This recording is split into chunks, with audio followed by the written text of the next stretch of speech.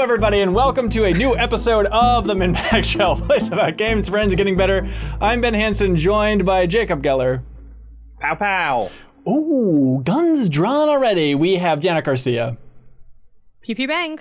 Oh, of course. And then we're joined by Haley McLean. I'm in Canada, so stab. That's right. That's right. So she has 6 big knives. But we're also honored to be joined by the new guest cohort for the month of July, Kyle Bosman. Plow plow. Wow. Thank you for being here, sir. Happy to be here. Yeah. So you joined us this week. You filled in the past for my paternity leave. I think you filled in hosting not that long ago, but we're like, we need like a full month of us actually overlapping here, and you joining us on New Show Plus, you joining us for the MinnMax Show, some other odds and ends. Thank God you came in firing in your first Monday meeting with some delightfully weird ideas for kind of bonus stuff that we can do throughout the month. So thank you for being bottled up and ready to go with ideas here, man.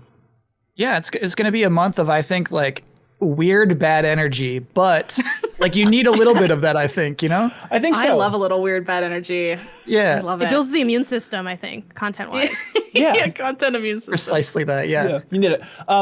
Kyle, you know, if you're listening to this, you probably know who he is, but he was at Easy Allies for so many years. Game trailers, delayed input, his YouTube channel now, which, Kyle, this feels too butt kissy, as we say here on the MinnMax Show. Ben brings up delayed input every episode. But truly, whenever I open YouTube and a new delayed input is at the top of my feed, it is like little YouTube Christmas morning. You know how every YouTube channel, there's those special moments of like, God, I can't wait to like sit on my couch and bundle up with my little ear pods and just absorb this. So thank you for keeping that series rolling over there, man. Happy to provide. That's very good. Are you still enjoying it? Yeah. Because the thing is, like, it changes in tone, I think. It, like, you know, like an episode from now is like pretty kind of different in weird, subtle ways from an episode a year ago. And so, like, you know, it's like if you get tired of like one direction, you kind of flow in a different way.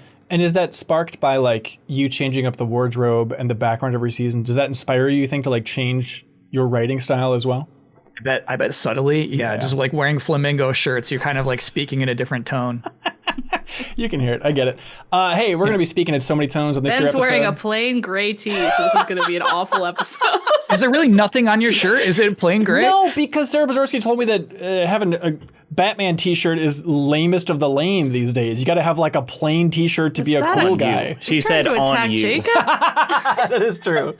So genuinely, when I go in my closet every morning now, Sarah's voice is just screaming in my ear where it's like, if you want to be cool, wear a shirt that looks boring. It's like, this seems counterintuitive, but Sarah's cool, so I guess this is what I do with my life.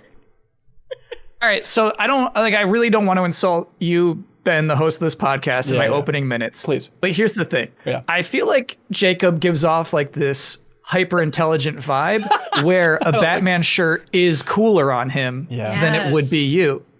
And not that you're dumb, but like I don't feel like that's your intelligence is part of your vibe. Because if you have a Bruce Wayne vibe, if you will.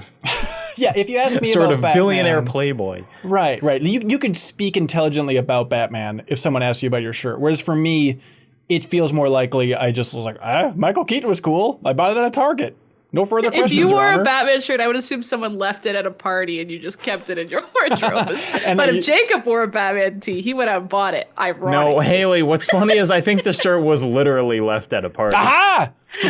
He's me, you guys. He's me. What kind of parties are y'all at? Well, people are God. just taking their shirts off left And and it right. was like 12 years ago. But it's a good shirt. God, that's cool. there He you gets go. invited to parties. Now that I think about it. But on this here episode of the podcast, of course, we are taking a look at the 2025 release calendar. The only way we know how to do it, which is by having a duel, a 6-shooter duel running down. We all get 6 shots. We get to claim the games we want to play. And this is your only chance to play it. If you don't fire on your game, if you don't win the rights to play your game, say goodbye to it forever. But no one else can play the games that you managed to shoot with your love. Does that make sense, Kyle Bosman? Yeah, absolutely. Okay, great. I didn't realize the stakes were that high. Yeah, it's intense. It's intense. There's no doubt about it. So what if there's a tie? What do you do if there's a tie? Passion off. Made it out. Yeah. Yeah, and then everybody can vote to see who's feeling it more. Who feels like they deserve the right to play this game more than the other person, you know? Has there ever been a full 5-person passion off? Ooh, I think so. no. The games aren't good enough. Yeah. Yeah. They've never been they've never cut across all lines. There are definitely, looking at my like preliminary list that I've made, there are some that are like, I'm not even going to shoot for that because I know that I would lose a passion off. Right. You know, which I don't know, maybe makes worse content. Well, but it's important to know, just like real duels, if you fire your shot, but it doesn't hit the target, you can go pick up that bullet and put it back in your gun. You know, you get 6 claims to the games. You don't only have 6 shots. Does that make sense, It's a Kyle? rule's boomerang. insane. If it hits something, it doesn't come back for some reason. Yeah, It's these not are like a boomerang. they're all boomerang bullets, is what I'm trying to say. It comes back and shoots you back. No, it goes What? So, directly like, back so, to like, in I- the muzzle. You say, Ben, do you get how bullets work? Like, I gotta have to like put it into a new casing and like This isn't gun. This isn't like Nerf a dart. History Channel documentary. It's a podcast about claiming games. We're gonna man. need a little suspension of disbelief for this segment. Yeah, I this think. is just yelling the word bang. Honestly, You know in the every whimsy of the video bullet. game when you reload your gun and the bullets from the last clip are magically put into the new Yeah. clip? It's like that. They're like made of your blood. Yeah, It's exactly. like a Nerf gun, I guess, but that's less exciting to shoot. No, when The you're only not gun Haley has five. access to. That's right. These are real guns, everybody, to be clear. They are dangerous, and we should be careful as we're using them on this podcast. Picked one at my Walmart the other day. So There we go. Here's the thing, everybody. If you enjoy us having guest cohorts pop in every now and then, like we had with Alana Pierce at the start of the year, if you enjoy the content that we're rolling here at MinnMax, if you enjoy the way that we're evolving over our 5.5-year span, you want to keep it rolling into the future, you can support us at patreon.com/MinnMax with 2 N's directly over there. And if you jump in before July 7th, we will DM you on Patreon with a Steam code for Despelote. If you remember us talking about this game just like a couple months ago, it wasn't that long ago at all, where it is from Panic the publisher, same publisher as Firewatch, right? So think walking sim, but more documentary lens on a childhood in Ecuador and the importance of soccer through that. And I know if you're not a sports person, you might say that doesn't sound up my alley, but I truly love this game. Like, I would be stunned if this game is not in my top 5 at the end of the year. I really think it's a special little short game. And so you can get a Steam code for that if you support us on Patreon at any tier, or if you upgrade your tier. If you want to jump from the $2 tier to the $5 tier, we'll also DM you a Steam code. We have 200 Steam codes to give away. It ends July 7th, and we will message on all social media if we run out of game codes. But if you want to keep this whole thing rolling, get a great game, unlock a great benefit over on Patreon, now's the time to do it, everybody. Despelote, thank you to the developers and Panic for making that possible. Kyle Bosman, you were smirking slightly throughout that entire plug. I'm so sorry. Scared you are of Kyle. I You're am. terrified of Kyle. He's like a masterful podcast host. Not that everybody else here isn't, of course, with something rotten. everything you do. You're like, Kyle, was that good? Now you know what's inside my head. It was a great read. It was a great Yeah, read, yeah, but yeah. I need to be honest to the entire audience. I was already like scheming how to use my bullets. Now knowing I can pick them up changes the game dramatically to me. Right. So I was legitimately running through scenarios in my mind of how to use my 6 bullets. Okay, good. Yeah, you got to start strategizing. And Kyle's obviously a master podcaster. He's done this for many years. And so he had some tips and stuff for us. You can check out New Show Plus if you're curious. But here's the thing, everybody. Before I started this podcast, I received an encrypted message, which I was confused about. I don't really get this type of thing normally. And so I had to download like WinRAR to de-encrypt this message just to try and see what it was. But it was a message from somebody calling themselves the Rumor Meister. The hell? Oh my God, I've heard of the Rumor Meister. Really? They messaged you? They messaged me. Yeah. Of all That's huge. people, It's you? weird. Yeah. And so they have a message that they say our audience needs to hear, and it's going to be played at the end of this podcast. So stay tuned if you want Play to it hear now. the message from the Rumor Meister. No. We need to save it for the end of the podcast, Kyle, please. It's too hot. It's like you need like the kind of publishers and the PR people to stop listening. Yeah. You know, because if you play it this high in the episode, lawsuits all over the place. Yeah, no doubt about Sure. it. Okay, everybody, let's get to the 2025 release calendar. Now Everybody, I'm thinking I have about a his question. Rumor Meister. I'm distracted. they'll be coming around the corner when they come. Haley, When you they gotta come. wait. It's like the song. All right. I have a question. Yes, ma'am. For the you had mentioned like before we started recording that anything with the 2025 like window is available. Is the window going to be at the end though? Yes. Like over your list? Like I assume you're going down, Yep. chronologically. Chronologically, and then the grab bag. I was realizing this as well, of like a lot of the ones that are pretty high on my list might be in that ending window. There's always more than you think in that like miscellaneous dumping ground that is I hope the so. ambiguous 'Cause 2025. I only got like 5 things written down. All right, there's going to be more than you I'm think. really banking on there being some things that come up in here. I think it'll be there. But shout out, of course, to GameInformer.com. Last time we did this, they were around, and then they died, and then they were revived. So shout out to them for Like having... Jesus. That's exactly like Jesus. So GameInformer.com/2025 for a great release calendar. Thanks, everybody over there, for keeping it up to date. I think it's cool they recognized that was an important thing about Game Informer. Yes. They like added it like as its own like tab on the I love website, that. like with the revival. And yeah. I mean, and it's up and updated now because Marcus Stewart said that he was, even after being laid off from Game Informer 1.0, was just updating it on his own time. Was just like, That's I'm cool. going to That's keep cool this dedication. running. just in case there's a miraculous revival of Game Informer, it'll come in handy as well. Okay, I'm loading the 6-shooter. I'm getting ready for this thing. I was looking at like last year's and my list for last year, and I felt bad about myself, and I felt myself aging rapidly because it's like it was just a bunch of old guy stuff. It was like a what? lot of tickling. Hey, do you remember your childhood? Hey, this might be coming back. Here's a remaster of this. Why don't you check this out? So I'm trying to like be more youthful with my game selections this year. That's like going to be my philosophy going Survival into this. Kids got it. Did you play all the games that you shot last year? Let's see. Did you have what we shot on hand? Yeah, it was for me. It was Put you on the spot. Yeah. It was Age of Mythology Retold, UFO 50, Ew. MVC, Marvel's Capcom Fighting Collection, Metal Gear Nice. Solid Delta Snake Eater, which pushing us You here. didn't That's have an tough. option. Plucky Squire and Wanderstop. Wanderstop also pushed, but I did play it when it came out in 2025. but yeah, you know? you hit all of those that are released. Yeah, I think I'm doing all right. What were mine? I remember some of them. I don't have them all up. I'm sorry. Oh, okay. The one that I remember from last year was Kingmakers. The game where Yes. you drive a Ford F-150 through a bunch of like knights in armor. Yes. And that did not come out last year. But So, might who be knows? on the list again. Who knows when that's coming up again?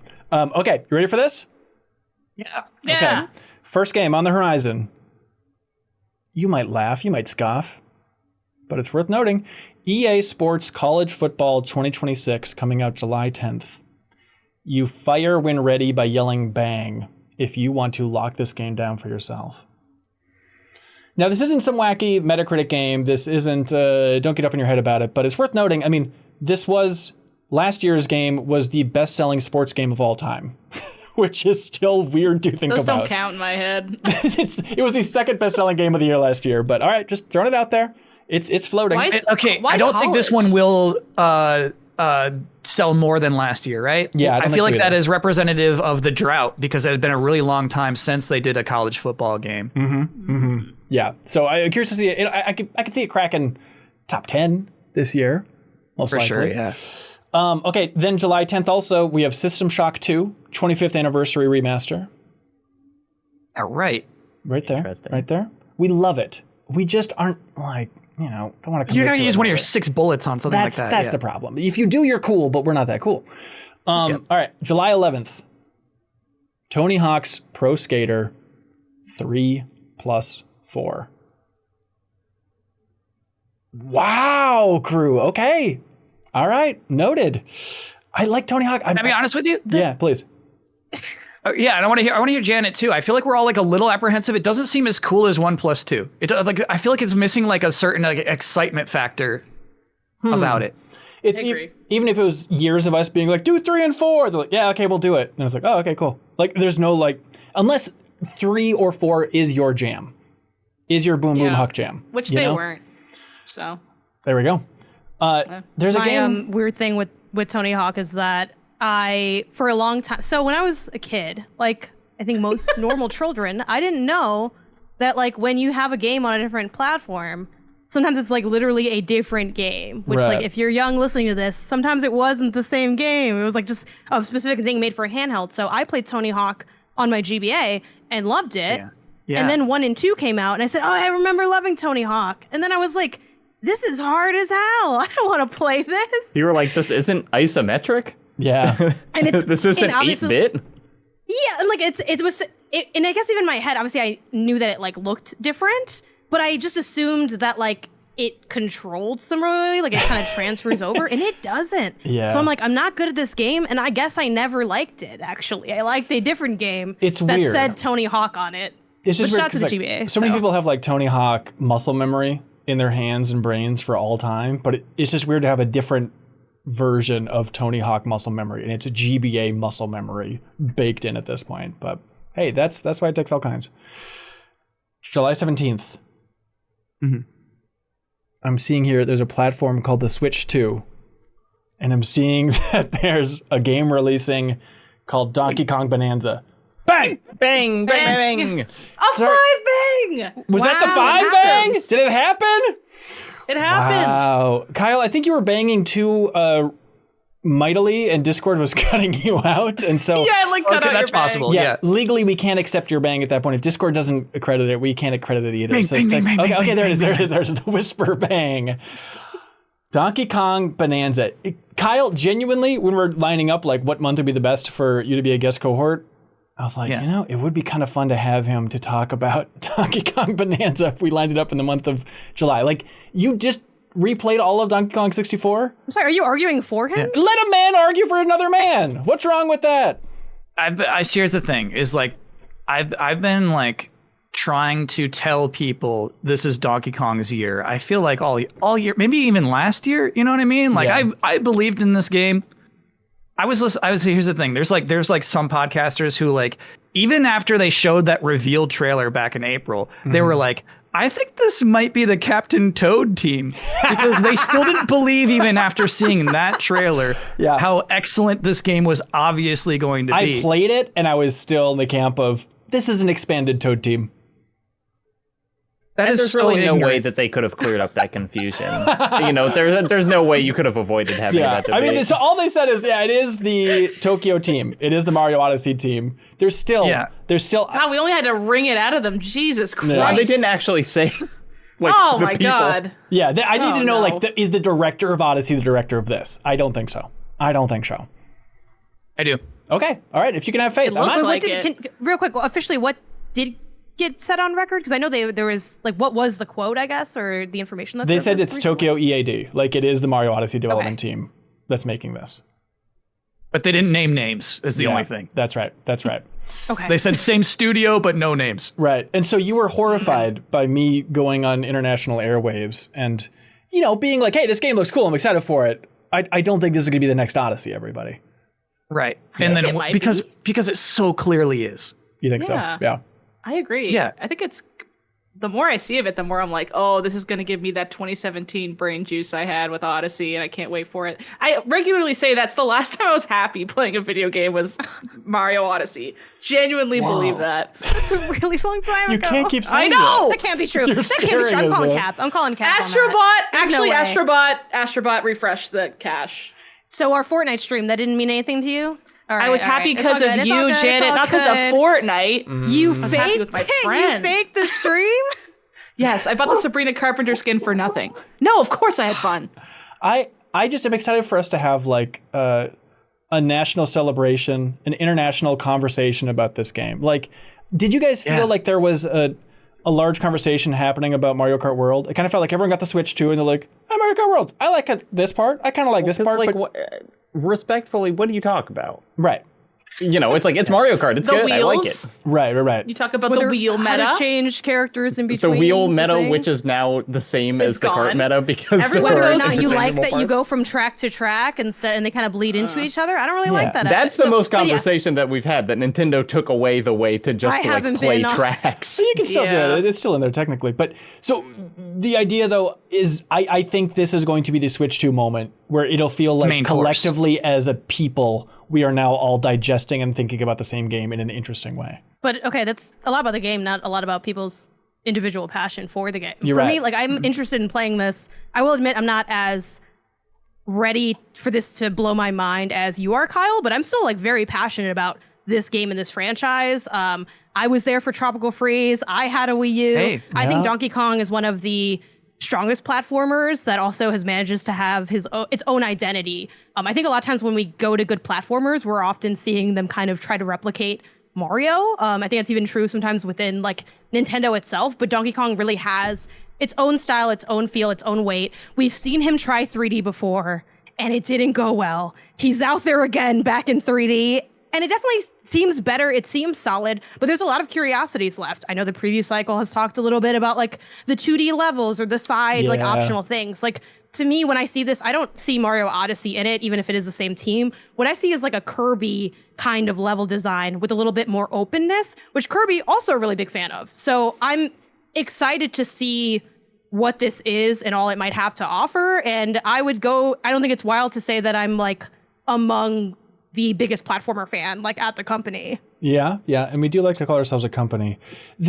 Not to keep kissing butt, but the fact that you just don't make me pull up the website where you call it a company. Like Donkey Kong 64. Like everyone says, oh, it'd be nice to go back to that thing. You did it. I mean, it's a beast of a game, right? Here's what resonated about what Janet was saying is that I would say like Donkey Kong 64, I think holds up in some interesting ways, but it doesn't play to the strengths of Donkey Kong as a character. It is like a Banjo-Kazooie game. And what like almost made me like cry when this debut trailer showed up is that like the game's catered to being Donkey Kong, a gorilla who just wants to smash things. Yeah. And so I love how much of the game is just about breaking stuff as like a reckless gorilla out there just having a good time. And so like, yeah, I really like, it's so fun that we're going to be playing basically a brand new game. Obviously, like an ages-old IP, but like in like format and like in the way it's showcasing this character in particular, like it is a new game in a way that Mario Kart World definitely wasn't, and maybe Metroid Prime won't be. Yeah. And so like, yeah, I love the idea. Like this is a and the Metroid Stray coming Donkey early. It was wild. No, I get it though. Like you want to feel that Nintendo brilliance on your new console. And right. I think Metroid Prime 4 is going to be a super solid game. I'm not expecting to say, no wow, whimsy. they still got more it. gun wounds for me. All right. Yeah. I mean, just saying out there. I'm going to come from just a different angle, the Pauline angle. I've been on Pauline's side this whole time. Everyone's like, get Pauline out of here. She's in too much stuff. I knew that she was accumulating to become a major character since Odyssey. She showed up in there and she was the hottest thing I've ever seen in any Nintendo property. Okay, and we now can't talk about that now. Well, no, I'm not talking about it here. Now she's a child, so can't say anything. But I love that she's here, and I can't wait to see her grow up into the woman that I respectfully like when she's older. Whoa, let's get a little too. Let's get too close. Dip on the chip. Yeah, I think that's a DQ. I play her every time I play Mario Party. I play her now every time I play Mario Kart. She's become like my favorite Nintendo character. I don't know when they sneaky stuck her in there and made me love her so much. Yeah. But I think she's the perfect pairing with him, because if we had like Daisy or Peach or something, it wouldn't hit. Something about it being Pauline with him is like very fun. Yeah, it gives ragtag team, I think, of Nintendo IP, where it's like, it is beloved, but like it's not Mario. But that's kind of what's exciting, even though I know Pauline is Mario. Just but you know Wreck-It what I mean. Ralph, right? Yes, of course, it's just Wreck-It Ralph, but How dare you? Oh, Big no. guy who smashes stuff and little spunky girl. But Spunky Girl didn't sing in Wreck-It Ralph, from what I recall. She did sing in the sequel. Oh, damn She it. sang in the sequel. Okay, well, everybody Fake sings Wreck-It in the Ralph sequel. fan. Like Donkey Kong, like he doesn't have that like annoying self-consciousness that Wreck-It Ralph has. You know what I mean? You don't have to worry about like Donkey Kong spending a half hour pouting and wondering if he's good enough, And I feel like that really makes the character strong. Yeah, I agree. But don't you believe in your heart of hearts that they're going to give that to Pauline? Now, I see in the chat that you're on media blackout. Did you watch the direct? Oh, hell no. Oh, interesting. Okay, I think there's going to be some Pauline drama in this game that might get Some annoying. lore drops. Some lore drop/drama. So he's not going to pout, but I think he might be like, there, it's okay. Like comforting her, Yeah. That's what you want? Hey, I hope he doesn't speak. He's just going to grunt. It'll be a translator, though. Look, God bless all of you. There's no doubt about it, but the fact that Kyle just streamed Donkey Kong Jungle Beat. Like the amount of prep this man has done. I have it pre-ordered. Has anyone pre-ordered their copy? I already have my copy pre-ordered. Playing through Jungle Beat versus pre-ordering the game, that's the scales of What's justice. the purpose of But pre-ordering this a game isn't these days? how much do you love I mean, it plays into each other, but this is about an isolated game. I feel like, are we back loading all of I don't know. It's I think about this the is a hype conversation. for it. It does show a Kyle said he significant level of cried hype. watching the trailer. Said he almost cried. I emotionally Almost cried. pre-ordered this back in January. You know what I mean? Like in January, I was like, I know a That doesn't 3D cost Donkey Kong anything. game is coming out this year, and I emotionally pre-ordered it. Yeah. I feel like this seems like his thing. Let's throw this I new guy. I will spend all 6 of my bullets on this one game. I will. Noted. Oh, well, in that case, I'll trade you. never thought I'll of use, doing this. I'll use 2 of my bullets on this one if I can have it. that's crazy. Now You that's can't allow interesting. that. So does Am I allowed Janet to get accept that? another bullet? So Yeah, Janet has I'll give 7? you one of my bullets. Why if does you just let Janet me have get it? this. I'm also passionate for this. Can I get half a bullet? No. Kyle said he'd How use about all of he them. gives Give me me the one bullets, bullet. the 2 bullets I first, feel like Kyle and then is- I'll decide what happens with them. What are the rules know? here? I'm not going to necessarily step to the side. I'm going to let the ref make your call. Yeah. Right. I I'm think saying, Kyle I'm saying makes a great legitimately, case. if I could play one game for the rest of my year/lifetime, it's this one. Oh my god, okay, that's insane. All right, Get it give it to out. him. Janet, I gotta explain. This is my game. It's the game I've Other been people dreaming can of. step in and say your name. Why would it be me when I'm facing you? Tell me you were dreaming of this game. Tell me you were dreaming No. of it. Yeah. Were you Done. really dreaming? I gotta bang this one. Bang it like a bongo, dude. It's yours. It's banged. Yeah, Donkey Kong it's yours. Bonanza. I just don't see why more people didn't step up to give it to Kyle. Like, what? Why would I bet? Like, you know what I mean? I'm in there. Talking got- about? I have to also say it's Kyle's. Yeah, I guess it's we're the all tough the thing. I guess we judges. do have to just decide since it was all 5 people, I suppose. We got it. We gotta Yeah, it jump was in a there. 5 Yeah, no, I think bang. you're. I think. Okay. Come on now. A fist. I think, Okay, Haley.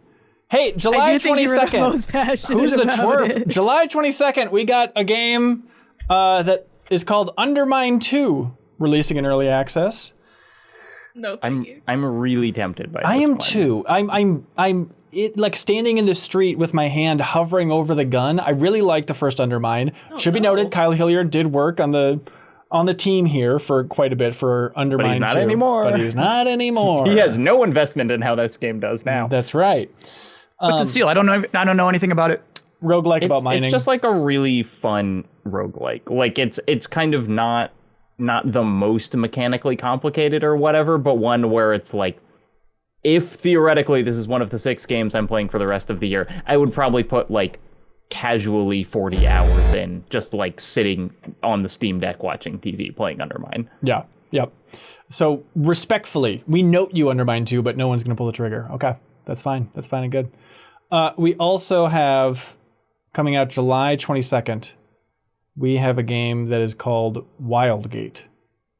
Bang! Claiming it. Claiming There you go. one Wildgate. This is from Moonshot Games. We talked about it before. Leo talked about it. I talked about it. We both played it here. This is the game that is a bit like a Sea of Thieves in space, but round-based, where you have multiple ships.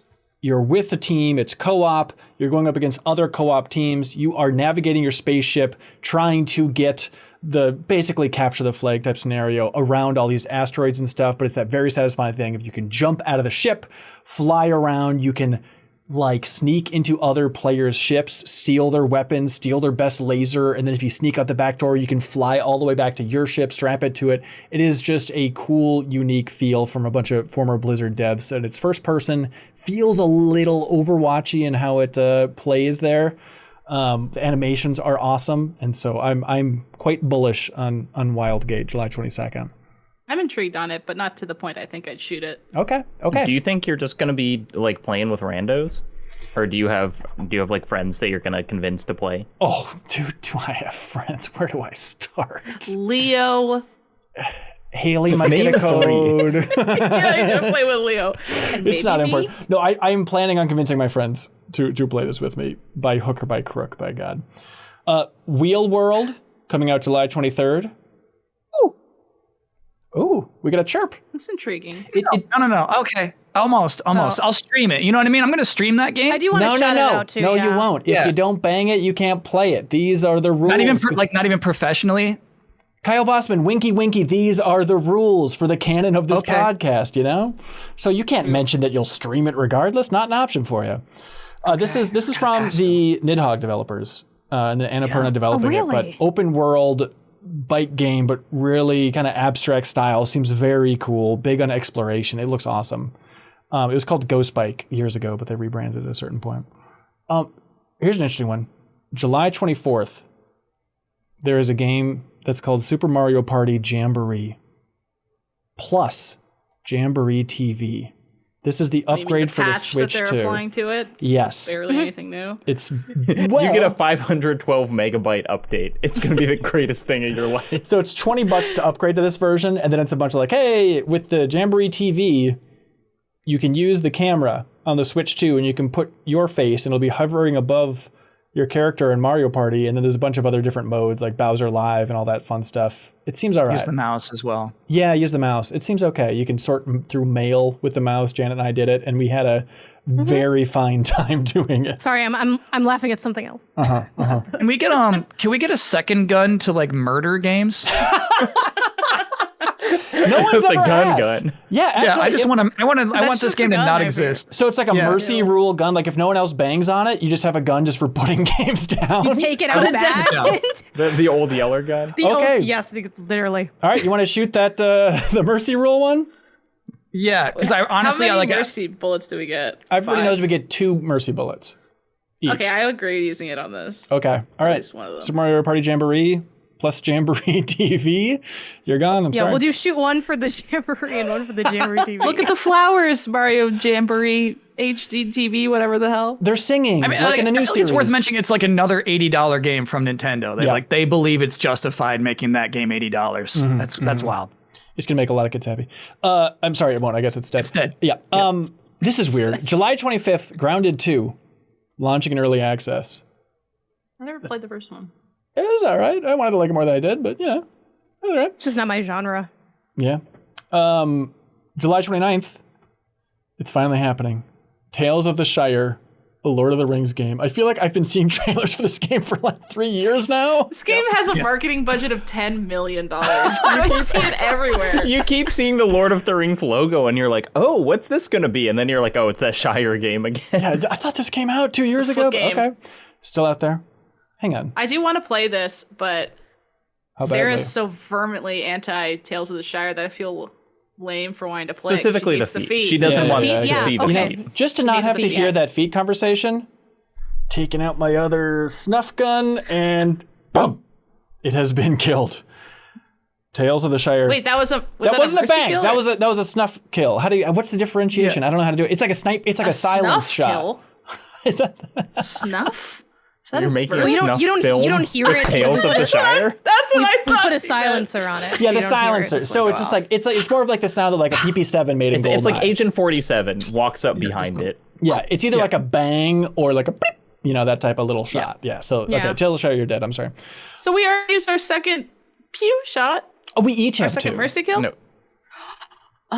Yeah, I can't keep up with this. This changes Messed up. every year Here's and the I'm thing. Here's confused. the thing. I feel like there's like some really sweet people out there who are really going to enjoy this game. You know what I mean? They're just sweet, well-meaning people. They're going to buy this like because they love the fantasy of being a hobbit. There's a lot of humans out there who like wish they were hobbits. Yeah, but those are the same people who also like bought the game called The Hobbit on GameCube and tried to convince themselves like this is good. This is good actually. It's like just I like that game. Exactly my point. July 31st. They're everywhere, I guess. Ninja Gaiden Ragebound is coming out July 31st. This is the 2D Ninja Gaiden from Game Kitchen, the developers of Blasphemous 1 and 2, games that Jacob Geller adored. It looks really neat. It does look very good. Okay. Well, I get this and Shinobi mixed up a lot, obviously. I know. I think this is the one that's pixel art. Yeah? Yes, it is. Yep. Both look great. Yeah. August 8th, Mafia: The Old Country is releasing. I am intrigued by this too. game, I must say. Do you play any of the other Mafia games? No, I never have. I think I started 3. Actually, played no, 3. I think I started 2 even because I went on like the cover story trip for Mafia 3. So I do feel some connection there. It's still Hangar 13 that's developing this, the same team that made 3 after they made not Virtua Tennis, Top Spin. They went from Top Spin back to Mafia by making the Mafia the Old Country. It had a good trailer a while back. and I the remember. pitch of like open world series, but this one's linear. Like and it's a cheaper price. I don't know why that's compelling to me. And it's set in Italy. Yeah. I mean, it's like I wished Mafia 3 was a linear game because I thought the story stuff in there looked so cool, but I didn't want to play through an open world game to get to it. So like, this is the most I've been tempted by a Mafia game. Yeah. Bang! I'm doing it. I'm gonna do it. Yeah, that's fine. I want it. I just want to see it, And if Let me I ask you this. Yeah. Do you think you'll ever be surprised by a betrayal in your entire playthrough of that game? No. Like the maid will come in the room and be like, okay, countdown till maid tries to kill me in my sleep. Yeah, That type I of feel thing. like every time you get betrayed, you're gonna be like, yeah, I saw that coming. Right. Yeah. God, I regret shooting my shot. What was I Not like thinking? There's gonna be at It's, least 3 betrayals, I think, in that shorter linear story. Yeah. And you're gonna see them all coming from a mile away. Yeah, you're probably right. Maybe it's gonna start in media res with a betrayal. Guaranteed. And then you'll go back Guaranteed. and be like, oh, I'm friends with this guy? Right, I already know, right. dramatic I irony. actually do kind of like that stuff. Yeah. This is interesting. August 14th, there's a game releasing that somebody insisted we'd never hear of this game again. This is on the Switch too, a game called Drag and Drive. That was a bold prediction, but you convinced me when you said, like, trust me, we'll never hear of this game again. Nintendo will act like it never existed. But no, they're committing to actually releasing Drag and Drive and asking for money for it on August 14th. Digital only. Digital only. Yeah. How much is it in the States? It says like, I don't know why it's the wrong price here for, $20. $20. This is the wheelchair basketball game that they want to be really clear are not wheelchairs. They're sci-fi which is vehicles. strange. They're weird about it. They like don't call them They wheelchairs. don't. No. They don't call them wheelchairs, and they don't think they officially Let us acknowledge be that clear, they are. not an accessibility win. Yes. We do Yeah, not they're care like, about no. you people. That's what I was They're like, thinking. these Like, are at not least there's wheelchairs. an accessibility win here, and they're like adamantly saying no, don't do They're that. Vehicle adamantly is the saying word no, they yeah. choose. Vehicle, yeah. Meanwhile, like, Vehicle. It's a wheelchair. What are we doing? and at the same time, To a T is like swerving so hard out of his way to be like, this is about accessibility. And then Drag and Drive, it seems so on the nose. Nintendo's like, not us. Whoa. That's a little hot politically. We don't want to get near that. Politically, people existing in a wheelchair is political. That's what Nintendo says. What the They hell? said it's a political act. We're just stating what the vibes are coming. Yes. from. Wait, machines. Yeah. Machines and other machines. Cancel me. People in wheelchairs aren't machines. So I don't care, Nintendo. Jen and I played this game, and I think we both had the consensus after playing it for like 10 minutes, which is, let's your never arms just speak hurt of the whole this time? again. Yeah. Yeah, I find it ergonomically really unpleasant to play. Personally, It's also like so gray. Like the stadium Yes. you're in is just a blank gray place. Why didn't they No, liven it up with it looks stuff? like a placeholder. Like Yes. it looks like it's like, Yeah. and then in the full game, we're gonna have like awesome arenas. Right, But right. they've only shown that one gray box. And as a welcome Like to our Overwatch's defender, Lucio Ball thing has better. Yes. You know, like a side update thing for like an event in a shooter game has better looking. I'm sorry, did you setting say than this. Lucille Ball? Lucio Ball from Overwatch? Not Lucille Ball. Lucille Ball could make a better game than this. Oh, She's not. Ricky, wait say for this beat to Lucille? drop. Yeah, I feel like as a welcome to our defender, there's a gravitational pull towards people thinking I'm going to defend this game. I shall not. Maybe I'll like it. It's But because you liked Welcome Tour, so now nothing you say about Nintendo makes sense. that is a little. Yeah. or I just like games that are interesting. Call it a crime on this podcast. All right. And I want everyone to know, I think we're all being nice by not putting this game out of its misery right now.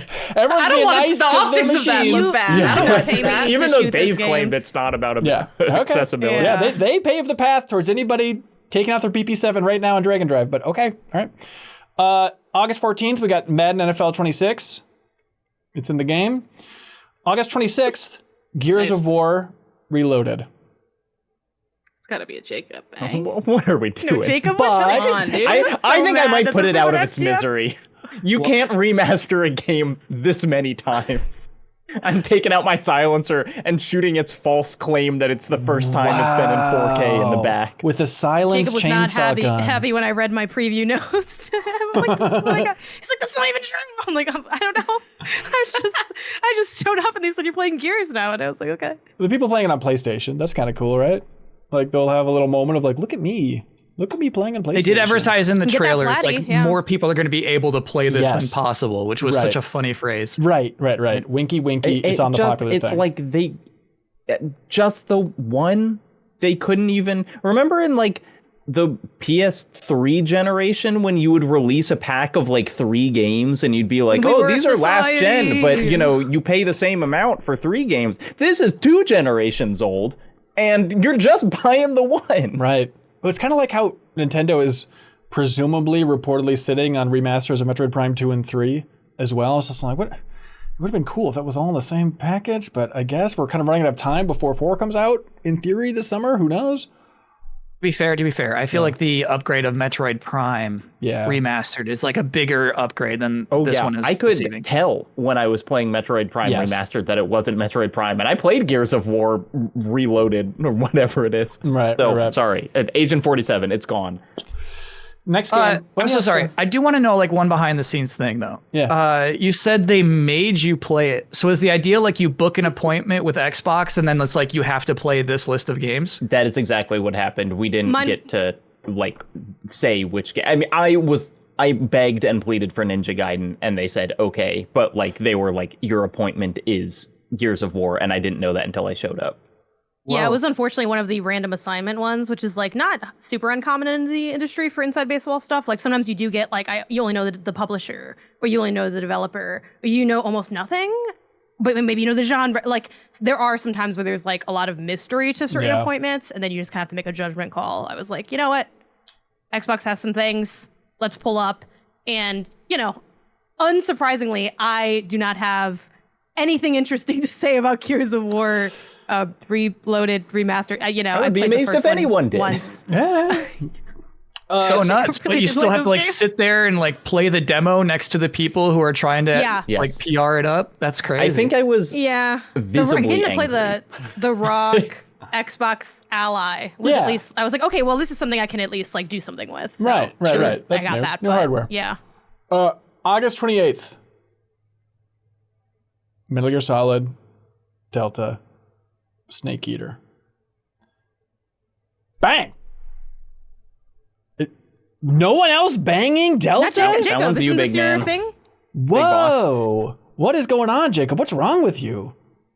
I think it's an interesting project, but there are like way more new games that I'm interested in on this list. And you did just play 3 within the last 2 years at this point? Yeah, I did. Yeah. Yeah. I mean, and it's like that. I did that because I'm interested in this remake, but like, I'm trepidatious. I think that it's going to be, if I had to bet on it being revolutionary or disappointing, I think I would probably edge a little on the disappointing side. I think I'm excited for it. I mean, I really haven't played through Snake Eater since probably 2006, 2007 was maybe the last time. So it's like it is a distant, delightful memory for me. And so I'm super pumped for it. I do worry, is it going to be just kind of like is it so faithful that people might think it's boring? You know, it might be kind of like a ho-hum. I guess it's kind of cool that it's back. My concern about it, and this is what I'm like curious about, because I feel like this has been the messaging, but I might be wrong, is that they're keeping the level design exactly the same. Right. But you have the controls of Metal Gear Solid 5, which to me sounds like a broken game, because like Snake Eater only worked because the kind of clumsiness of your controls and the level design worked in tandem. And so being able to control the best feeling character in a game, which is Snake in Metal Gear Solid 5, in those like small rooms of Snake Eater, just seems like a really weird mismatch to me. So I'm curious about it, because I don't think that it's a completely thoughtless decision, but like that seems like a hard tightrope to walk to me. Yeah, it's going back to the problem that they had with Twin Snakes on GameCube, where it's like, now you can look down your gun first person, and everyone's like, okay, well, this Ocelot fight is literally the easiest boss fight in any game ever. You just look at him and fire a couple times, fire your 6 shots right into his back, and you're done. So there might be a little bit of that, but I think that's kind of fun. I mean, I guess if it's your You don't first think they'll time. beef up they'll make it so it takes 18 shots to kill him now instead of 3. I think they swore Like, not to.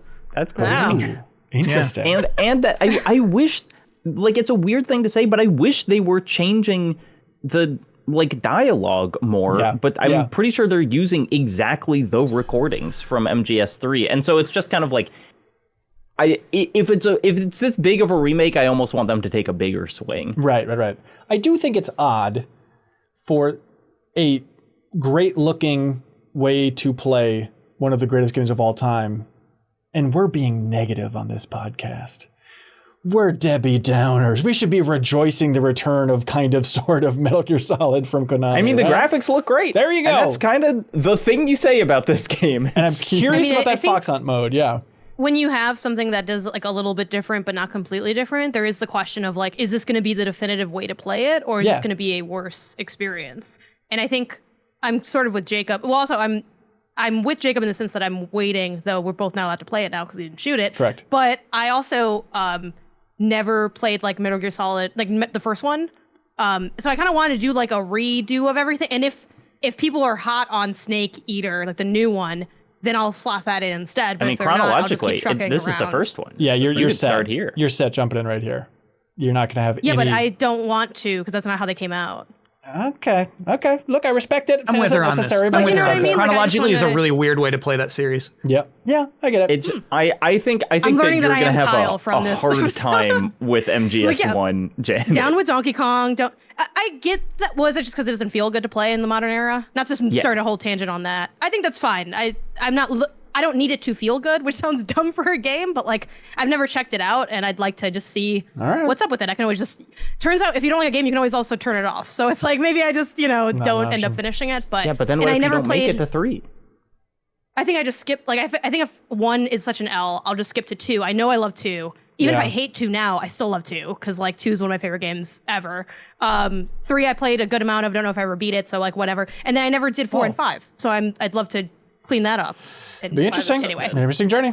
Hey, you know what else is an interesting journey? Is building your own PC. And sometimes it's overwhelming. Sometimes it's confusing. You know what I'm talking about, Kyle Bosman, where it's like, where do I start? Am I just Googling? It's really intimidating, yeah. That's the goal of these folks at MSI, is to take that complication out of there. MSI, folks, they're trying to make building your own PC easy. They got easy tutorials ready to go. They got great motherboards, and they want everybody to know that if you're thinking also about upgrading your PC, right now is the perfect time. You can buy a select MSI motherboard. You'll score a free copy of Rematch, the new competitive soccer game turning heads this summer that we just had a heated competition against Giant Bomb in Rematch there. So it's the perfect way to put your new build to the test, but act fast. They want you to know that the Rematch bundle is only available through July 19th. So act very fast if you want that free copy of Rematch when you upgrade to MSI motherboards. Here's the kicker. Starting in July, MSI is launching a fresh round of offers where you can earn up to $120 in Steam codes with eligible purchases. So that's a new motherboard, a free game, and your next few titles paid for. If you're due for an upgrade, grab a board, claim Rematch, and don't miss out on those Steam rewards. They have full details at msi.gm/ of course, SD95248C. But more realistically, just check out the link in the description here. And shout out to MSI. Thanks. They sent a whole new gaming PC over to us for the studio, which I then moved up here. So technically, this entire podcast is brought to you by MSI at all times. It's the guts of the whole operation, man. So thanks, MSI. Links in the description. There's a game coming out September 4th. I'm sorry. Hey, Ben. Yes, sir? Can we hear that message from the Rumor Meister now? Do you guys want to hear what the Rumor Meister? It's pretty hot stuff. Like, it's... Yeah. I'm sick of you making me wait to the end of the podcast to listen to the Rumor Meister. I'm sorry. No, we gotta wait. You guys. It's gotta be... It's a barn burner. You know, you don't want... Okay. If it's a Mission Impossible movie, you want to save your last big stunt for the end of the movie. You don't want to put like the best stunt at like the 40% mark of the film. You know, it just doesn't make sense. I mean, gassing up Rumor Meister a bit too much that people will be let down. Have you heard? Be careful that what the Rumor Meister is laying out there, Haley? Just get ready. I'm the only one who's heard it. I don't know if here's the thing. From like whisperings I've heard of the Rumor Meister, they're like top of the rumors. Like most rumors trickle down from the Rumor Meister. Right. Yeah. And you lose track of who started it, but all roads lead back to Rumor Meister at all times. But you can't track them, so don't try and follow those roads. Hell Is Us is releasing on September 4th, everybody.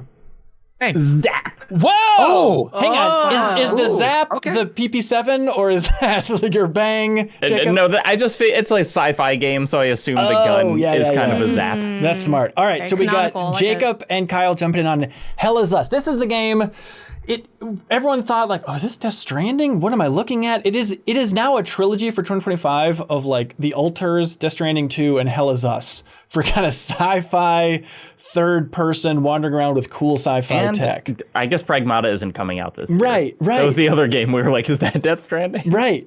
But what is it about Hell Is Us that's grabbing you guys? I love a cool, weird, enigmatic world. I like that it's, it's sci-fi, but it's kind of not super distant sci-fi. It's like sci-fi in a ruined world, I think is cool. And it like, there's a demo out now, which is very much, even in the demo, they're like, here's the thing about this game. We're not going to tell you what to do. It's going to be a kind of find your own path sort of game. And I just think like, if this is my biggest like maybe on my list, where I think there's a potential that this game could really drop the ball, but like if it's good, I think it's going to be good in a really specific way that like caters to my interests. Yeah.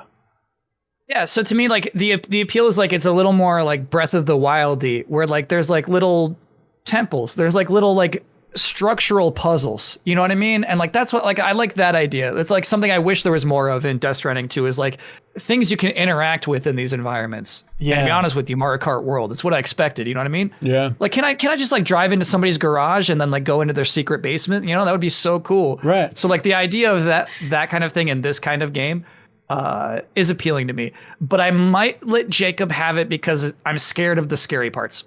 Oh, yeah. And I'm very Valid. in for the scary parts. This game looks cool.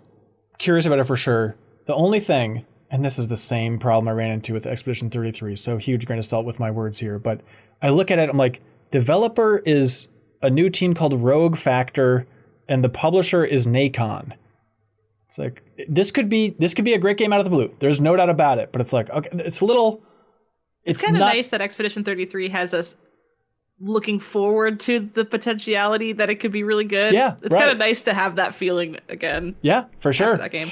But that is Hell Is Us. Jacob Geller, this feels like All right, yours, one man. game. Congratulations. You got it. Just for a reminder, let me know if I'm forgetting anything. I am loaded. I have Wildgate, Mafia the Old Country, Metal Gear Solid Delta, Snake Eater. Kyle Bosman has Donkey Kong Bonanza. Jacob Geller has Hell Is Us. Haley has Goose Eggs, and Janet has Goose Eggs. Oh, catch up. What's going on? Yeah, start firing. Just load up a Yeah, little some mini good gun. games coming up. All right, we've We're gonna got... have our pick of the litter. You guys are gonna use up all your shots. Okay. What listeners are missing out My on games are is dates. Janet looks so unconcerned. Love it. I mean, she's got no panicking. I think she does have like a legit list of good stuff coming up. I think so. Yeah, it's right here on my comments monitor next to the camera. If we could only just turn that camera around. We get all our secrets. We don't have the technology. It's on a swivel. I don't have to swivel it back. September 5th, there's a game coming out called Damon Cross Machina, Titanic Scion. Is anyone going to ride on this Haley, Titanic? this is us. No, I'm just kidding. The hell is this? Hell Is Us, this is us. It's a Switch 2 game. It was in, I feel like in Yes. that April Direct, right, is when they Yep. debuted this thing. It's also coming Yeah. out on other systems too, but it is a Switch 2 game as well. Sequel Yeah, to I the think game. we that was on Switch. we skipped over Mecha Break, which is Oh. another mech game that's coming out earlier this year. So good year if you're like a mech person. But I'm just an Armored Core person and not mechs in general. Like I thought you were a mech person. Okay, I'm so okay, embarrassed. great. I'm sorry. I tried. Sorry, I sorry, played put the that one you. on Switch. I played Daemon X Machina, and I was a little whelmed. And can- so, can like, I I be would honest love with for you? this to surprise me, but I'm not ready to spend a bullet on it. Your aura gives mech person, and I don't really know how you can change that or if it's a bad thing. Some of the coolest I'll people I take know it. are mech I don't think it's a people, bad so- thing. Okay. Cool But that guy. is what's emanating off of you. Cool guy, If smart Jacob was guy. a mech person, it's cool. But if Ben was a mech person, it'd be really Oh, nice. no. It'd be embarrassing. Definitely. Yeah. Is Jacob so cool and smart and handsome and just well-rounded as an individual? He could wear like a mech T-shirt, and everyone would be like, "Thumbs up!" Oh, man. definitely. I have damn it! Yeah. It'd probably like show like some really like interesting taste or something. What if it was It'd like probably be drawn by like a gotten Japanese compliments on my artist mech who's t-shirt. underground and Yeah, cool. exactly. It's just Armored Core 6. God damn it. Okay. September 5th, Everybody's Golf, Hot Shots. The Resident Evil biohazard of the Everybody's Golf / Hot Shots brand, where they're just combining the two names together now to make it very clear that this is that series. Not a golf. I'm even gamer more girl. confused. Yeah. Okay. Yeah. Okay. This is my big leap of faith. September 5th. There's a game coming out called Terminator 2D, No Fate. There's no fate, but You we're doing making this one? Well, I love I thought you the said you idea. didn't want to have old person. This is picks. the I feel like struggle. this is kind This of is my getting you internal farther away struggle. from your goal. This is like I'm cool with it, but like, just I want you to be honest with yourself. this where is you're the at. Terminator 3. I am a machine, where Arnold has to really wrestle within himself, because I don't want to be the old fogey So it's on the timely. podcast. But this is also, I think it's awesome to have like this arcadey pixel art version of just the Terminator 2 story, where they then expand on the story and do more in the future and stuff. Like the pixel art in the trailer looked so good. It does Like look I good. really, especially the kind of like the attract screen where they have the T1000 in pixel art. Yes. Going like See? I saw this trailer and was like, whoa, this looks much better than I thought. What do you do? What do you do when they're making a cool pixel art version of one of your favorite movies of all time? You just ignore that as a gentleman? That No, man naked? you know, put your bullet Take in it. it. I do want to remark on one thing that was like a first for me, and I'm going to guess a first for like a lot of people in this audience. Obviously, like Terminator gets referenced all the time. Hasta la vista, baby. You know what I mean? Right. I feel like that was probably the first time I've ever heard a Terminator 3 reference. He said, like in Terminator 3, and I don't think any of us knew that. Okay, it was in the trailer. Come on, guys. It was kind of an iconic moment where he had to fight being a machine. Bang! I'm sorry. I'm sorry. I can't say no. No fate but what we You only make. have like 2 bullets left. I don't care. I'm gonna be laughing. He's got a good roster. I'm having Yeah. a great time in my little decaying old man cave. It's gonna be awesome, Haley. Come on by. Thanks. Don't go in there, Haley. It's not I'll safe. go in there. It's cool. Stinks. It's cool. September 8th. It's damp, is what it is. It's damp down there. I don't like it. Yeah, from passion sweat for these games. All right, we're done now. We're done. September 8th. There's a game coming out called Baby Steps. Oh, this game looks interesting. It does look But excellent. a Foddy, right? Bennett Foddy. This is the Ape Out team. This is the one in the last PlayStation State of Play where Sid Schumann was like, I laughed so hard I nearly puked. I hacked up a fur ball. I was laughing so hard at this. Yeah. He was You know so- what? I don't think really- he said nearly. I think he said legitimately puked. Right. And do you think he's just looking in our eyes and lying to us then? No, I Maybe. legitimately think that man puked. I don't think so. I don't think he's they puking. really they haven't done a good job of selling the pukability of the humor of this game. It looks funny. I mean, like, Quap's funny. Any physics-focused look at my silly legs game will make me laugh. Like, I promise this will be funniest game of the year? Funniest single player No, game I think of that's the the problem with the tone. I think Claire Obscure is the funniest game of the year. year? Okay, that's a not a fun bad pick. choice, huh? The dialogue is funny though, and I think that's what makes this different. Is like these games are inherently funny. They don't need like an exchange of dialogue that makes you giggle. You know what I mean? And I Yeah. feel like a lot of the humor is just like, this is funny because they're being casual about this. You know what I mean? It's just Right. like, hey, you fell over there. And it's like, oh, I did fall over, did I? Yeah. Don't fall over again. I'll try not to. I feel like that's like every cutscene I've seen in every trailer so far. Yeah.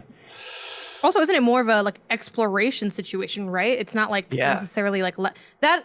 So I'm kind of newer to like the funky platformer, not platformer, but like the funky physics genre when it Yeah. comes to like this kind of stuff. Obviously, I played co-op as a kid, but I think that's where the appeal slips for me a bit. I think I'd be more drawn to something more structured, like a game of Sisyphus. I'd like to go back to and try to roll that bowler up because it's like one linear like goal and path, or like I don't know if I'd be compelled to explore. I don't think this is like open world. I think it is like you are moving along little paths. It's like I A think to there are B. like optional zones, but like I think the interesting thing about this game as compared to Game of Sisyphus or Quap or getting over it is like, I think it's probably designed to be finished by most players. Right. Yeah, I think so. You know, like at the level that they're working at, I think that it's going to be like maybe a less frustrating frustration game, which is like a niche that I'm interested in, because like I don't have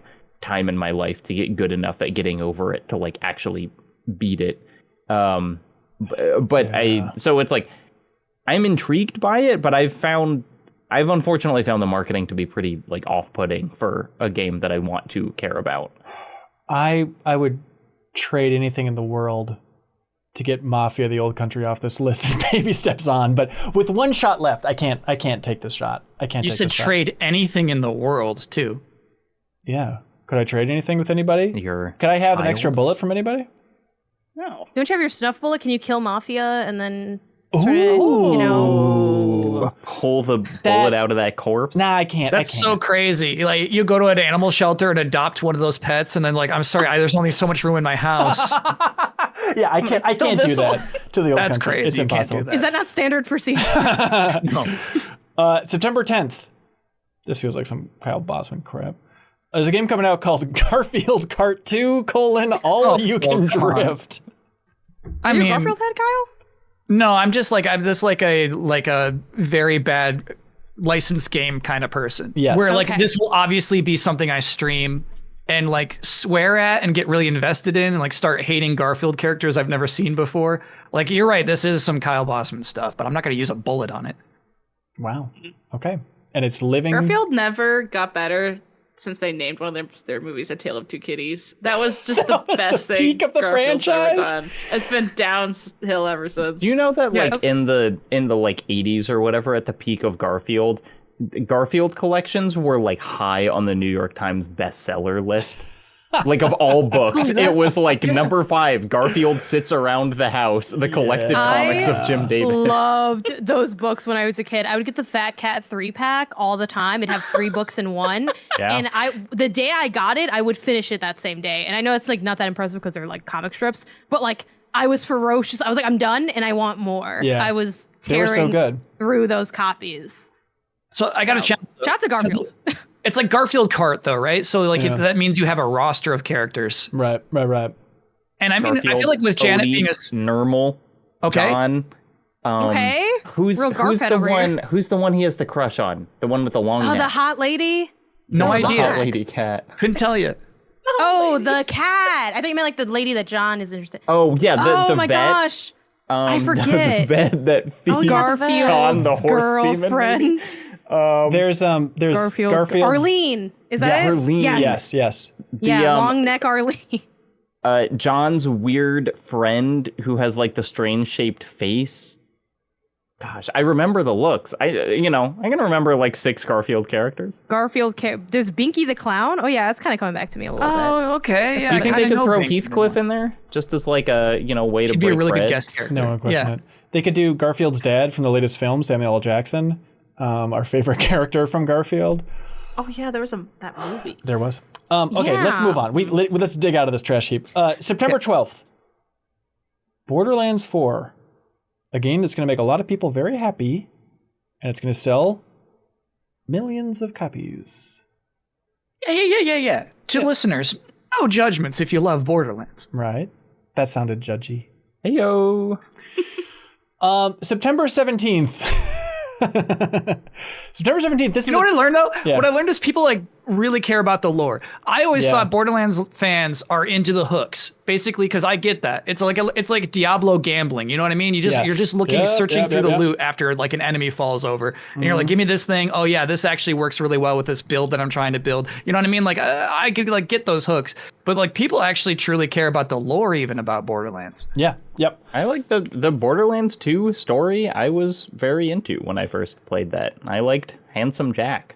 And I remember the part that always sticks out to me, Borderlands 2, everyone's like, the writing of Borderlands 2, it was all just like internet memes. I remember at some point, like the writers at Gearbox are like, point to one internet meme. Everyone says it. It's become like such a routine to say that, but like point to one actual meme in Borderlands 2, I dare you. And it always stands out to me for like, yeah, we say that, but what does that really mean? It just means it feels meme-ish, but it's not literally like the Weekend Has Cheeseburger quest or some crap like that, you know? No, everything It had does the walk on me energy like- of Weekend Has Cheeseburger, Yes. but they didn't literally say Weekend Has Cheeseburger. Correct. Yeah, it's like not meme enough to become a meme, but still feels memey, which is the worst kind It's a of failed meme thing. vibe. Yeah. Yeah, it's like failed meme content.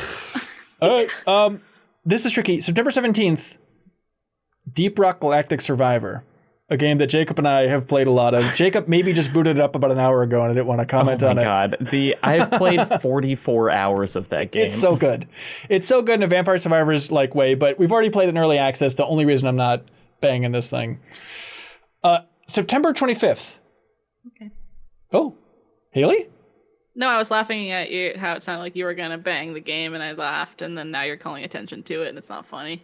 Please, there's no Sorry. room for sexual innuendo. We're talking about silent. He's been doing this for 5 years now. You know what I mean? Like, Right. at this point, I feel like you have to be past that pun. Right. Silent Hill F. Who wants to F this Bang. game? Oh, Jacob! Hey, look at I'm that! swinging a rusty pipe at it. Wow! I'm also wanting to bang this, but I know I'm gonna lose it to passion fight for Jacob. But for the sake of good content, bang! Wow! We got another bang, folks. Silent Hill F. I really want to play this with my friend, and just that's the only reason. I don't have a so love. wholesome though. I know I don't have a love for Silent Hill, or I'm like I need to play it or whatever. I would like it, but I'm sure But you're Jacob my has a favorite secret Silent Hill streamer. tattoo or something. I'm not like, I mean, it's like I would be really excited for you to play this one as well. You know, like I would love the Haley content that would come out of you playing Silent Hill F. But yeah, I just think it's cool that it's like it's a big new original Silent Hill game that doesn't really feel like they're just kind of attempting to recapture what people remember liking about the older games. You know, that it is like it's been, I mean, I guess even like Downpour and the other kind of more recent one after the numbered sequels ended were kind of doing retreads of like earlier Silent Hill games. Like Downpour and Shattered Memories were both kind of like, hey, this is like Silent Hill 1 and 2. And so I like that this one is like new setting, new monsters. Could totally fall on its face, but like I'm excited for it. Yeah. Remember Silent Hill: The Short Message when that came out? Yes. Remember when you played that, Haley? Yeah, I know. See, I like sneakily have been playing them a little bit. I guess so. Yeah. Yeah. I'm trying. I don't have a sense of like the Silent Hill fan base. I feel like has been screaming for so long, and then the remake finally happened of 2, and it felt like people were like, "Hey, pretty good. Way to go, Bloober. Thumbs up, Bloober." And I have not felt the like F yes Silent Hill F enthusiasm from that community yet. And I don't know if it's that they're too satiated or they're I skeptical think of you're this just game. probably not in those circles to hear it. Isn't it one It of those was- communities when the where they trailer was hate it first- though? It that's very possible that the Silent Hill community will swiftly and aggressively turn against this game for some perceived slight. Like that feels very possible. But when this was announced, there was a lot of hype around it. Of like, oh, this is a new full game and like the logo looks cool and it's in Japan. People were really excited. So I think that I think it's got a good amount of enthusiasm. Okay. It's developed by Neo Bards Entertainment. So you remember Shakespeare the Bard? This is like a new version of that, Jacob, with Neo Bards. They worked on Resident Evil Reverse, Resident Evil Resistance, like the multiplayer stuff. They did like a lot of remasters for Capcom, like the Onimusha remaster. They apparently worked on Rebirth in some way. So I'm curious to see exactly. I feel what like They only make the games with a direction re in team the though title. is like a classic Silent Hill people though, right? Yeah. Yes. Like the creative leads, I should say, I think are old Silent Hill people. Yes. Yeah. So I feel like it's like rude to say like, yeah, these are the people who made Reverse. Right, You know? It's right, like, well, right. I mean, come on, man. Yeah, they got some people above them, no doubt about it. All right, Silent Hill F, it's all yours, Jacob. Congratulations. Let us know what it is. Woohoo! Final Fantasy Tactics: The Ivalice Chronicles on September 30th. Oh, you're skipping some. Hey, please let me know what I miss. One, I'm not going to shoot it, but Consume Me, the indie game. I think yeah. looks really cute. I'm excited for that. Yeah, it does look good. And 2, the game that got the biggest pop out of any SGF announcement, Ben. What was it? Sonic Racing Cross Worlds. Oh yeah, that is true. Wait, were you there in attendance? I was there, yeah. Because like one of the producers afterward asked me like, what do you think was the 2 largest audience reactions? And so I said Resident Evil 9 for sure, and then I was like, and also people were going nuts for Sonic. Well, and Hatsune Miku, and honestly, I was in the audience. I was referring to Sarah Podzorski on the MinnMax reaction stream, standing up and screaming something that I've like, not seen her do about any game.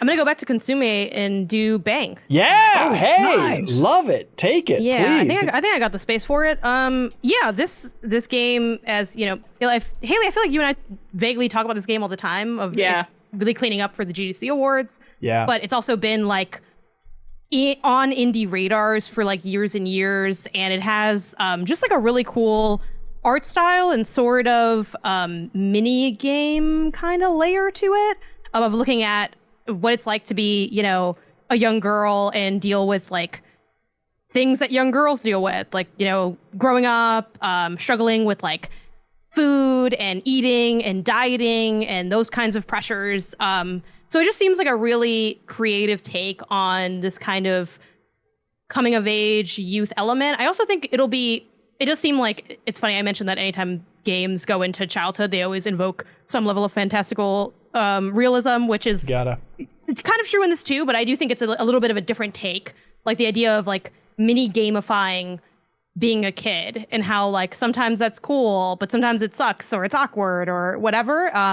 Yeah, I think this is like definitely up there on my indie game watch list and my game watch list in general. So yeah, I'm gonna take this one. Yeah, I think that's a great call. And like their last presentation was at Day of the Devs. Like that lead developer was so damn funny. Like for just presenting this thing as like rare perfect tone in one of those messages.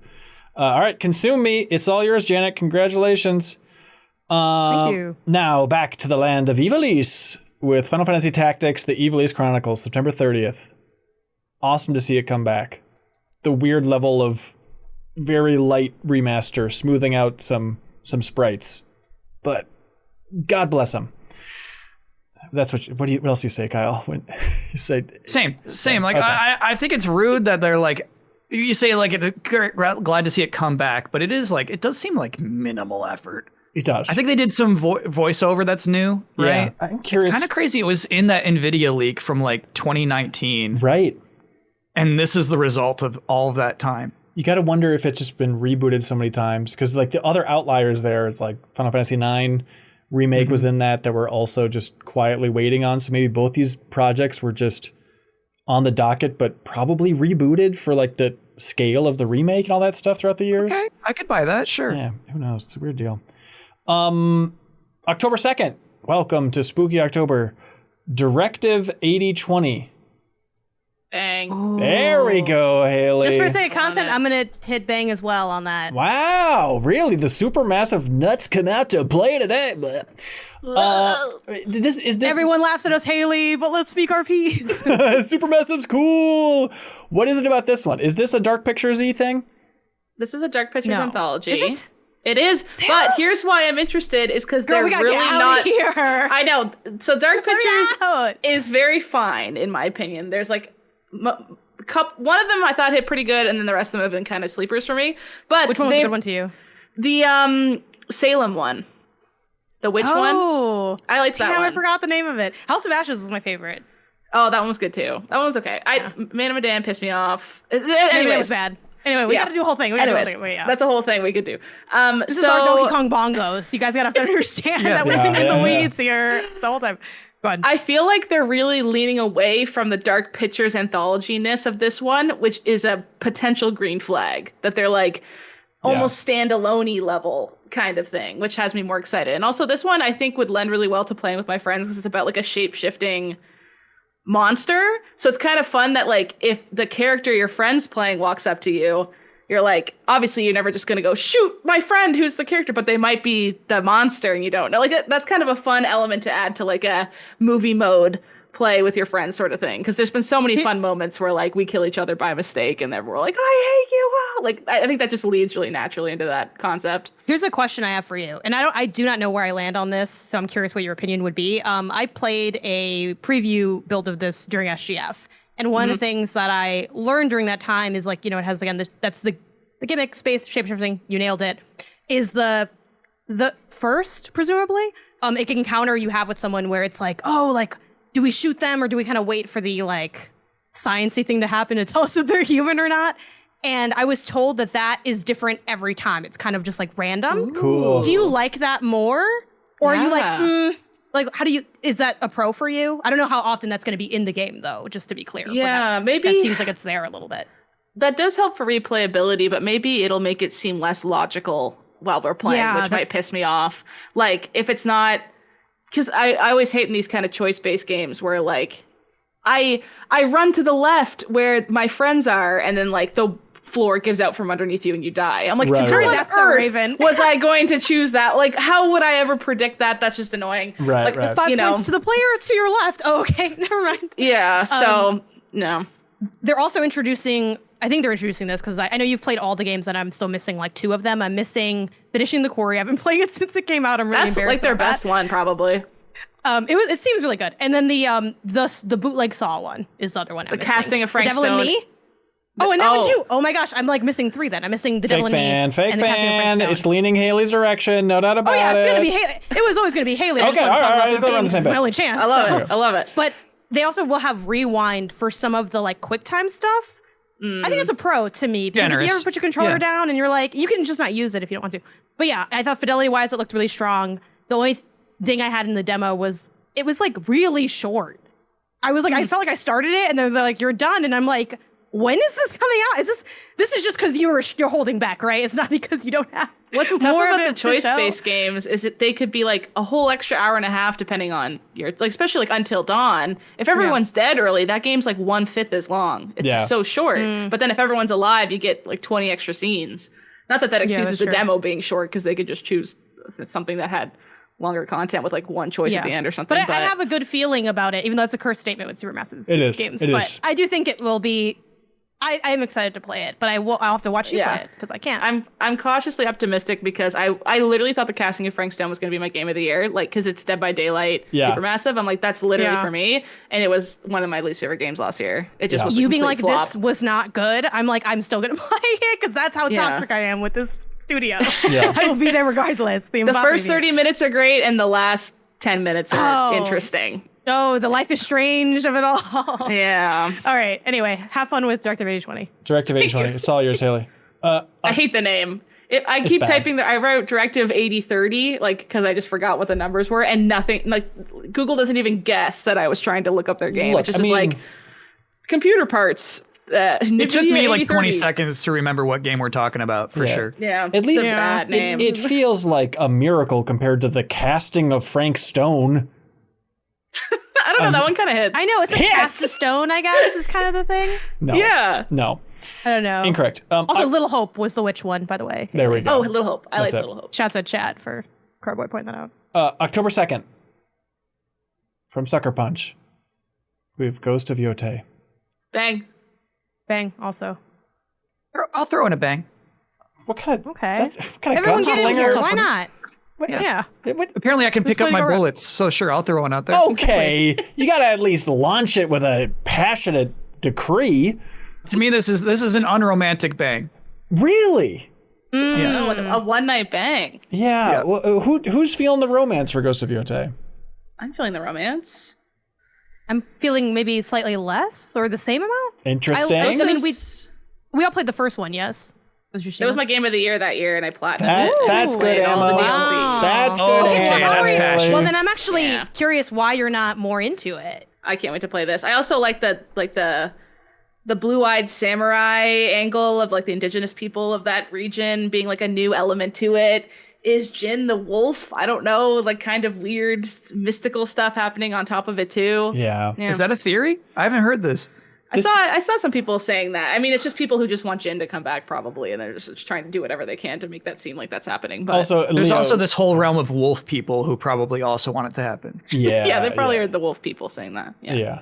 It's also Leo Vader screaming from the high heavens. I think when this game was first revealed, he bet everything in his life on the fact that the wolf was going to be reincarnated Jin, which, Oh, was that him that said that? He was, yeah. But definitely it's one of those things that people are saying. So it. Leo's a wolf person. Okay, cool. Good to know. Also, like the wind mechanic for the direction you're going, I've never encountered something better in any game for like go this way than that. It's so flawless and just integrated perfectly into the vibe. And the areas are so colorful. I play a lot of open world games, so they all get samey, and that's always been one that sticks out so well. It's like, Jesus Christ, those flowers are bright as hell. I don't know what they did to the saturation levels or something, but it's striking.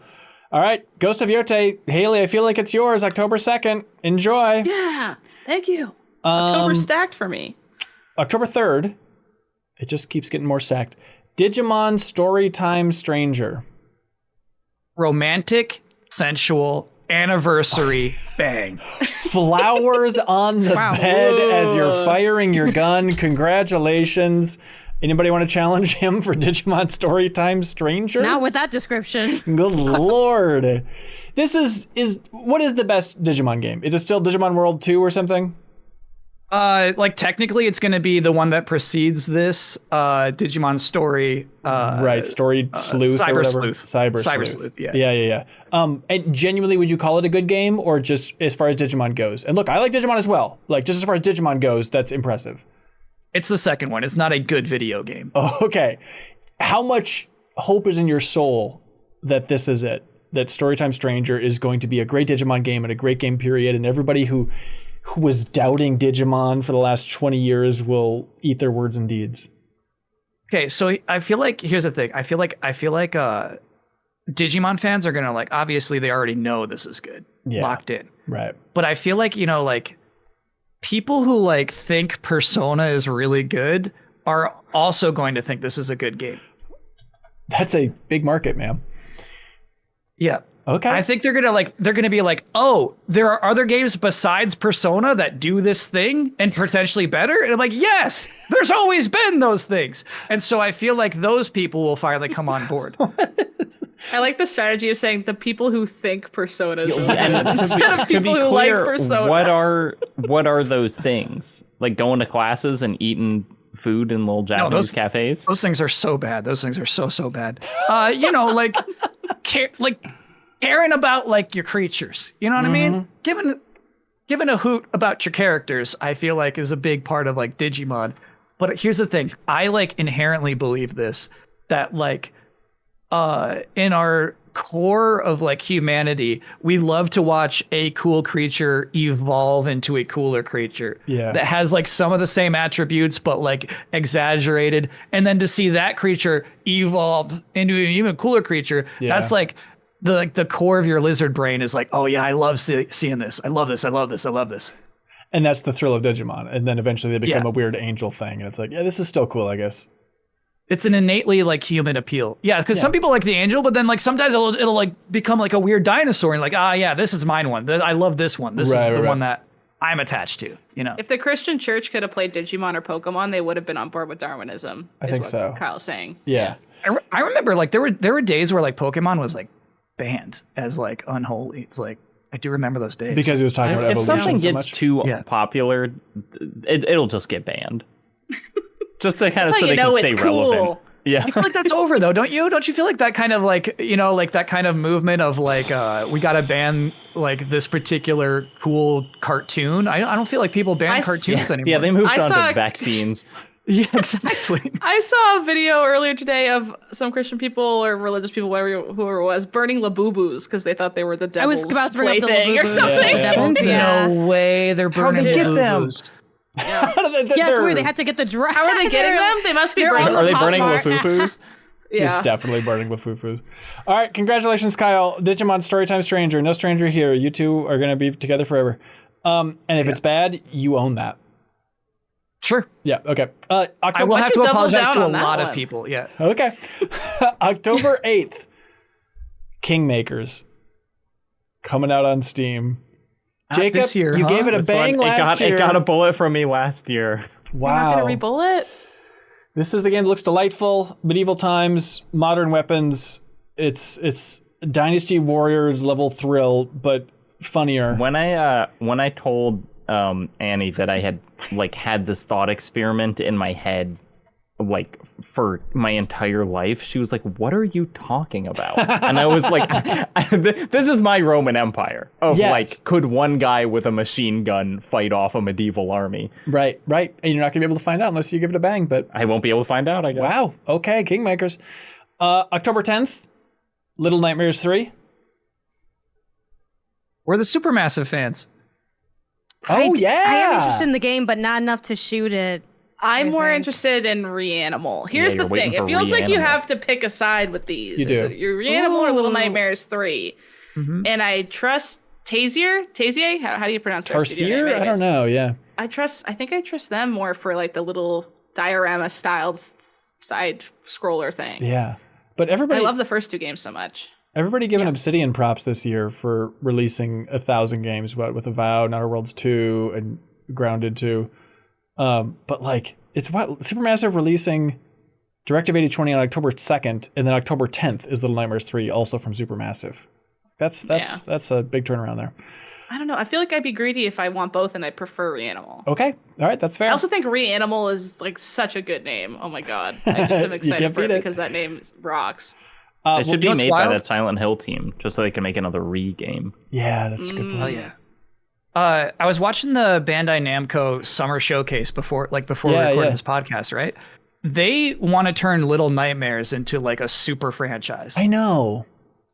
which I don't feel like it can hold that weight. But like, yeah, if you like look at the like deluxe editions of Little Nightmares 3, they're treating it like it's a massive scale AAA game. It's like got all of like these figurines. It's like it is like an Assassin's Creed deluxe edition for Little Nightmares 3. It's like the youth love to latch on to kind of scary media properties, Right, You know, right. like I think they Five Nights and whatever of being like this is, and I think it has some of that cachet, but I don't know like how much.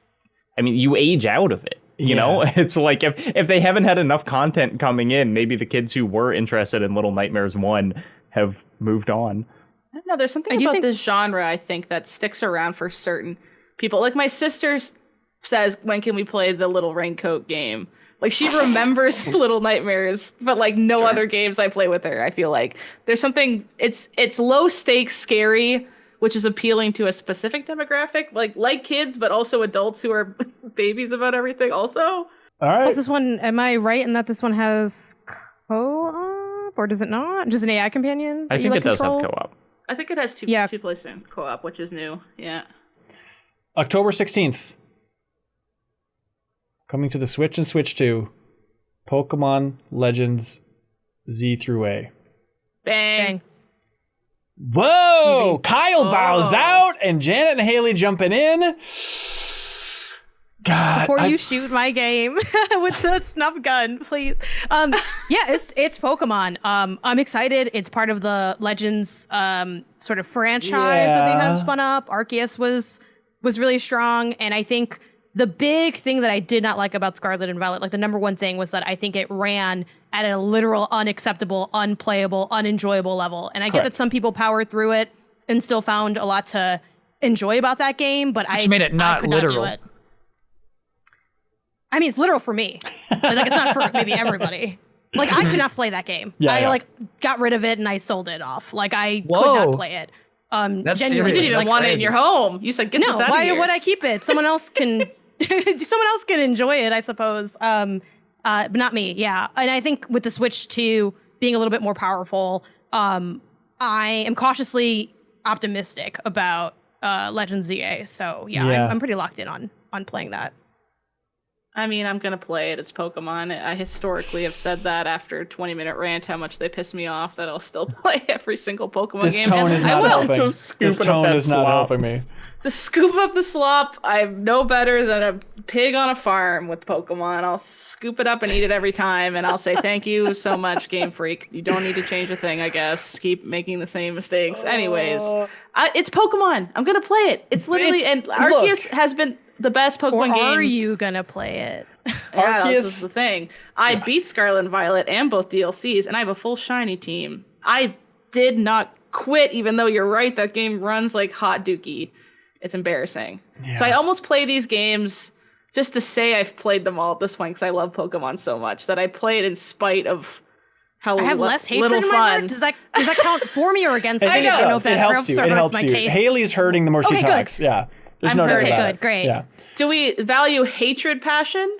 We do not This value feels like hatred. Haley needs like an intervention. I know. This where is it's like, not no, you don't need to do Kyle, this to yourself I appreciate anymore. your candor. Yes. Yeah. Congratulations, Janet. You are playing Pokemon Legends. Yeah, hell What the yeah. hell? Yeah. You just Yay. said it. Never mind. Check the I tape. love Pokemon. Not Can you the- tell by what I'm saying? I hate Honestly, it. I I want to play can though. this. I get you. I I will but play every I'm saving Pokemon you from game. yourself by playing. This is your first time to be free. I'll just keep playing the ROM hacks. I mean, no, I'm not playing those, Nintendo. Never mind. But You know what's wild though is they haven't shown a single new Pokemon for this game, Yeah.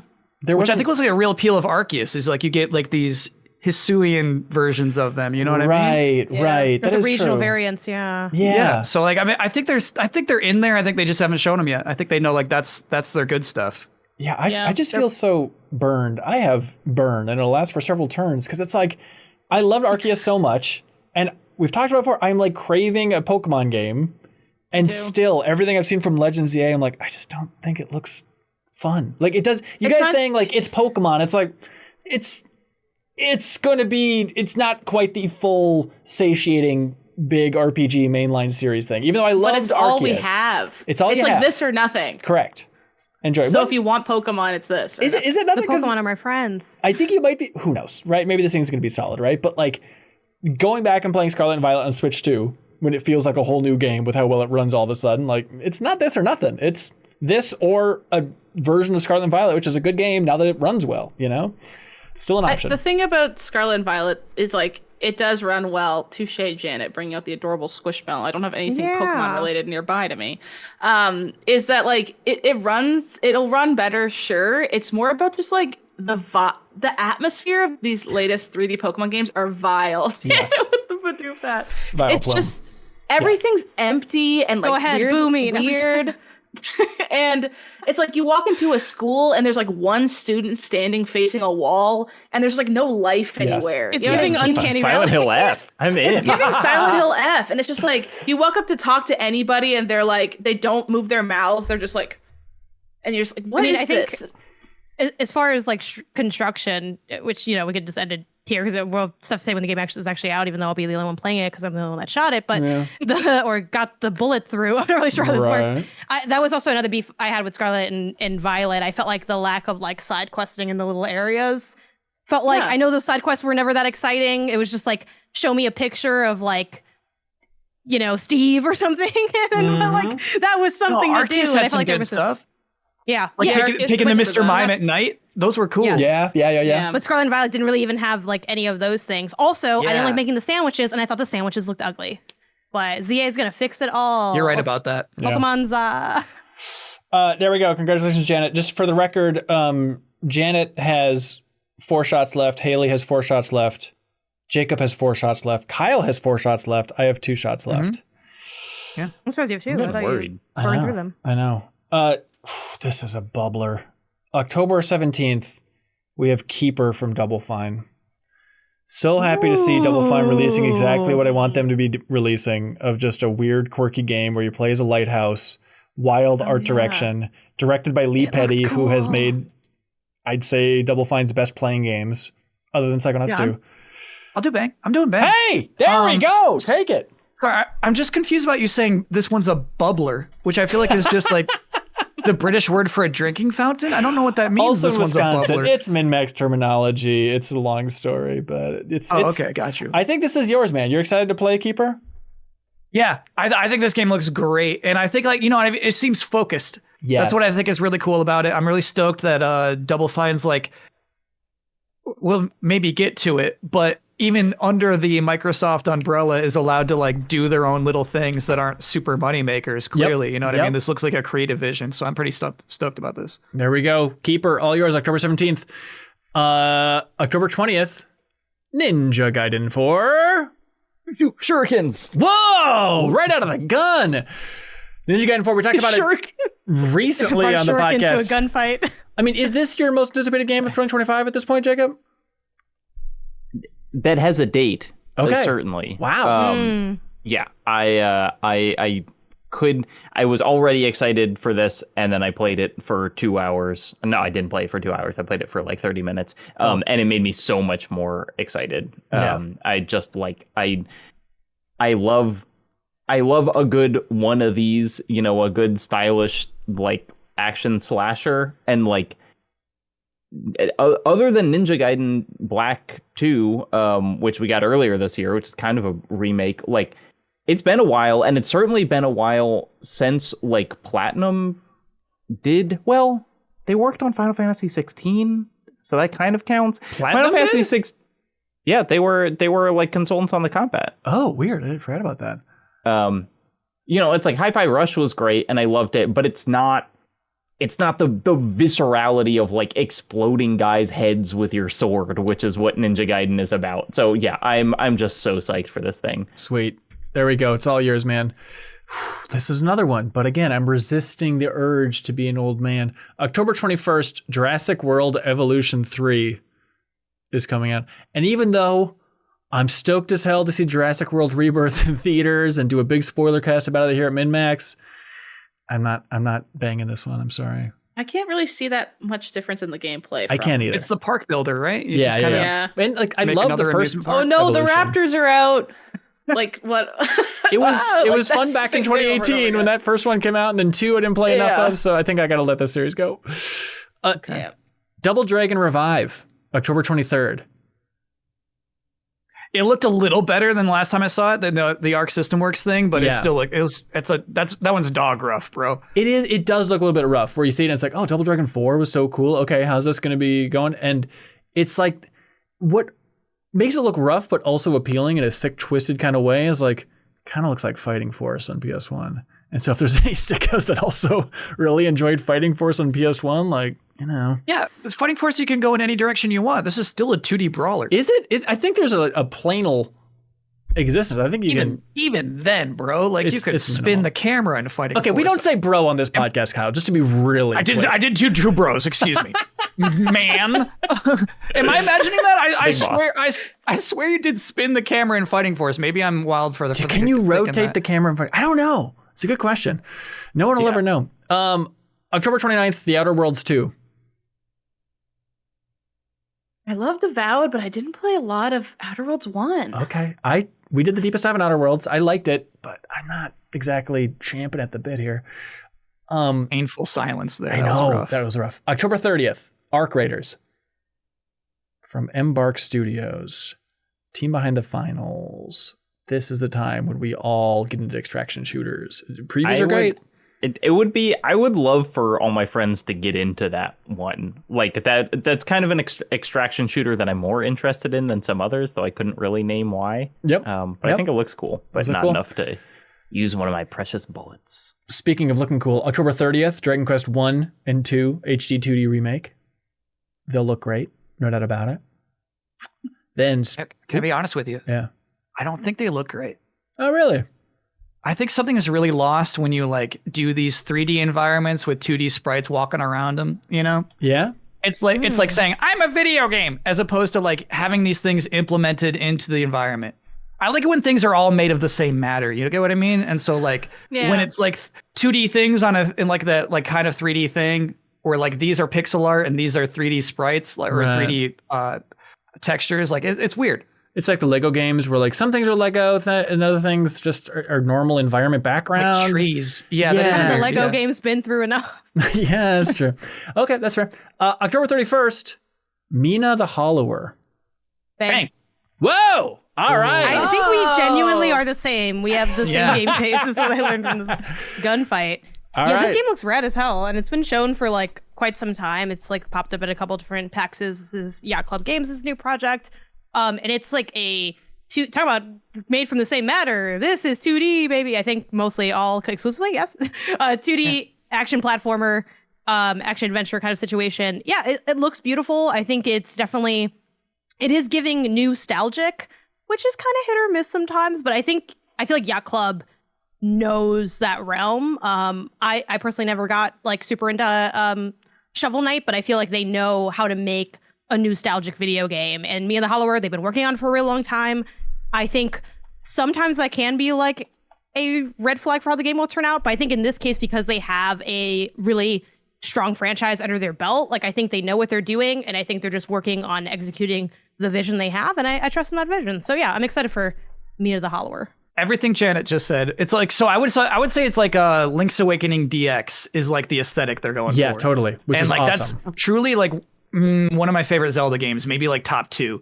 And so like to like have them to like acknowledge that, they're like, hey, let's make like a good Link's Awakening. It's like such a cool thing to see somebody try to strive for. And then like Shovel Knight, like Hollow Knight, you know what I mean? Just like the idea of like slotting in your like particular power-ups, like Pipistrello this year, right? Just, for some reason, I'm way into that. Like getting a badge that gives you a new ability, like that stuff is like candy to me. So like I truly feel like this is like coming out on Halloween even, like this is gonna be an event night, you know? Cute. It is gonna be. It also just cute. have like some of that Castlevania energy too with the whip Sure, element. Yeah. It's like you ever just want to stand there and like whip a Sprite. Yeah. Remember when you did that before you had the gas in your name? Yeah. I remember. I mean, you had that throwaway reference to Pipistrello, which I think we both played at GDC. God, I think a couple of us played it. I think was it Sarah and I? But Pipistrello and the Cursed Yo-Yo is another kind of Zelda-like that I also started. It's like surprisingly great. It's sitting at like, overwhelmingly positive reviews on Steam. Have you played a lot of it, Kyle? Yeah, and I'm sorry, is it not Pipistrello? Is it just Pippi? Well, it's spelled with I's. Pipistrello and the Cursed Yo-Yo, of course. I've been saying Pipistrello is the thing. Take it, man. Take it. Run with it. Yeah, one of my favorite games of the year so far. Really? Absolutely. Pipistrello, I will swear by. It's definitely worth checking out. I think it's one of the best Zelda likes I've ever played. Wow. That's also, awesome. shout out Brazilian developers. That's right. We now have a connection. Heck yeah. Yeah, it's like we're from Brazil with how proud we are now. Brazil! that's right. We hear you out there, people! It is so fun to just feel like anything from Brazil. I'm like, I know that it's hard to make a game hit if it comes from there, but you did a great job. But yes, Mina the Hollower seems cool. God, it's been in development a long time. Who's feeling it more between you two? Who do you feel like should deserve this one? You both want to play it, but if one person had to play it.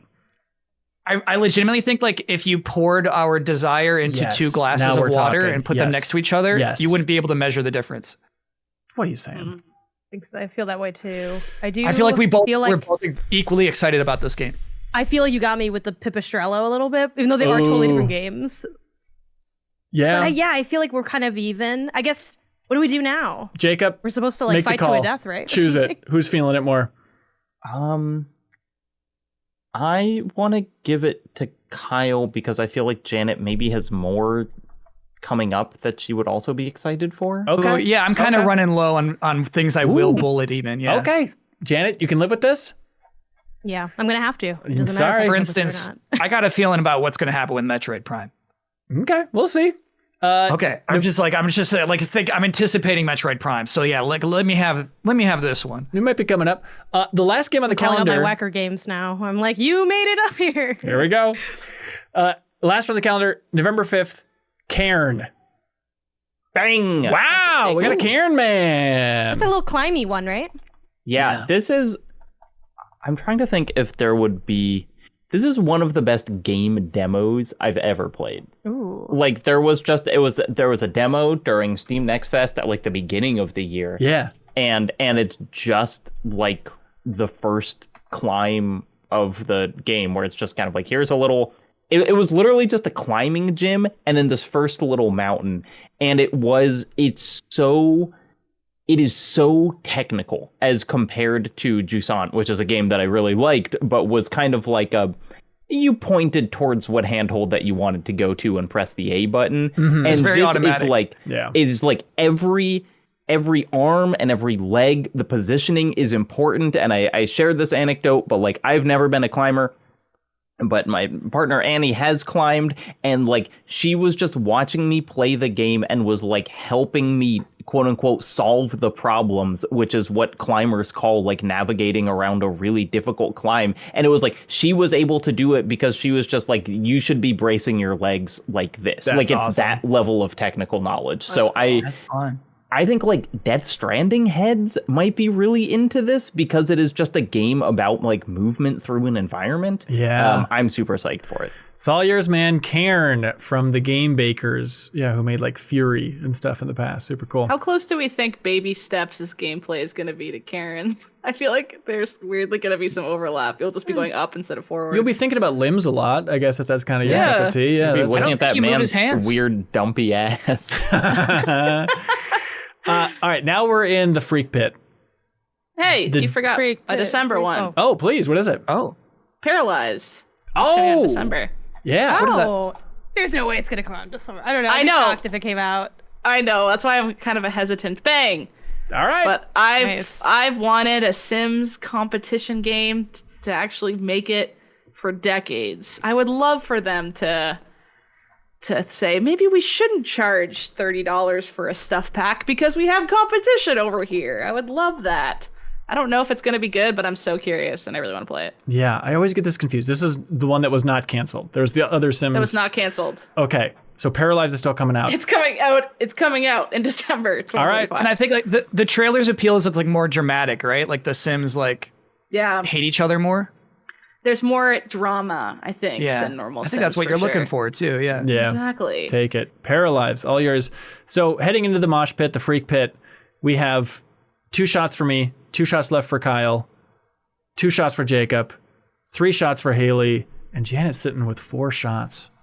She Okay. can just let them fly here. All right, the dateless weirdos who still say 2025 at last update. There was some stuff on Game Informer's list where they're like Judas 2025. There's no way. What are we doing here? The Good Wolf. luck. Yeah, The Wolf Among Us 2. That's not coming out in 2025. What are we can't kid No, ourselves. that's on my list. Take it. Hey, you want to take that shot? I literally think I banged it last time too, and I will keep banging it until I play that stupid freaking game. I need to play the second game. I hate you. I want to play you. 2XKO. I got a question. Yes, sir. I got a question. Is it cool to be a dateless weirdo? Like Is there something wrong Like at with the being prom? a dateless the weirdo? form Is you're that in. is that no, weird? no, no. I Is- guess it makes you kind of more mysterious, kind Okay, of. cool. Yeah, you can be charming, or you can be. What if we knew that it was going to come out at or before the time that the Xbox ROG handheld game system came out? Does that make you a dateless weirdo? Hollow Knight Silk Song, ladies and gentlemen? Bang! I really gotta try. Whoa, I mean, you kind of tried and lost with that freaking attitude, man. I guess I Yeah. gotta say.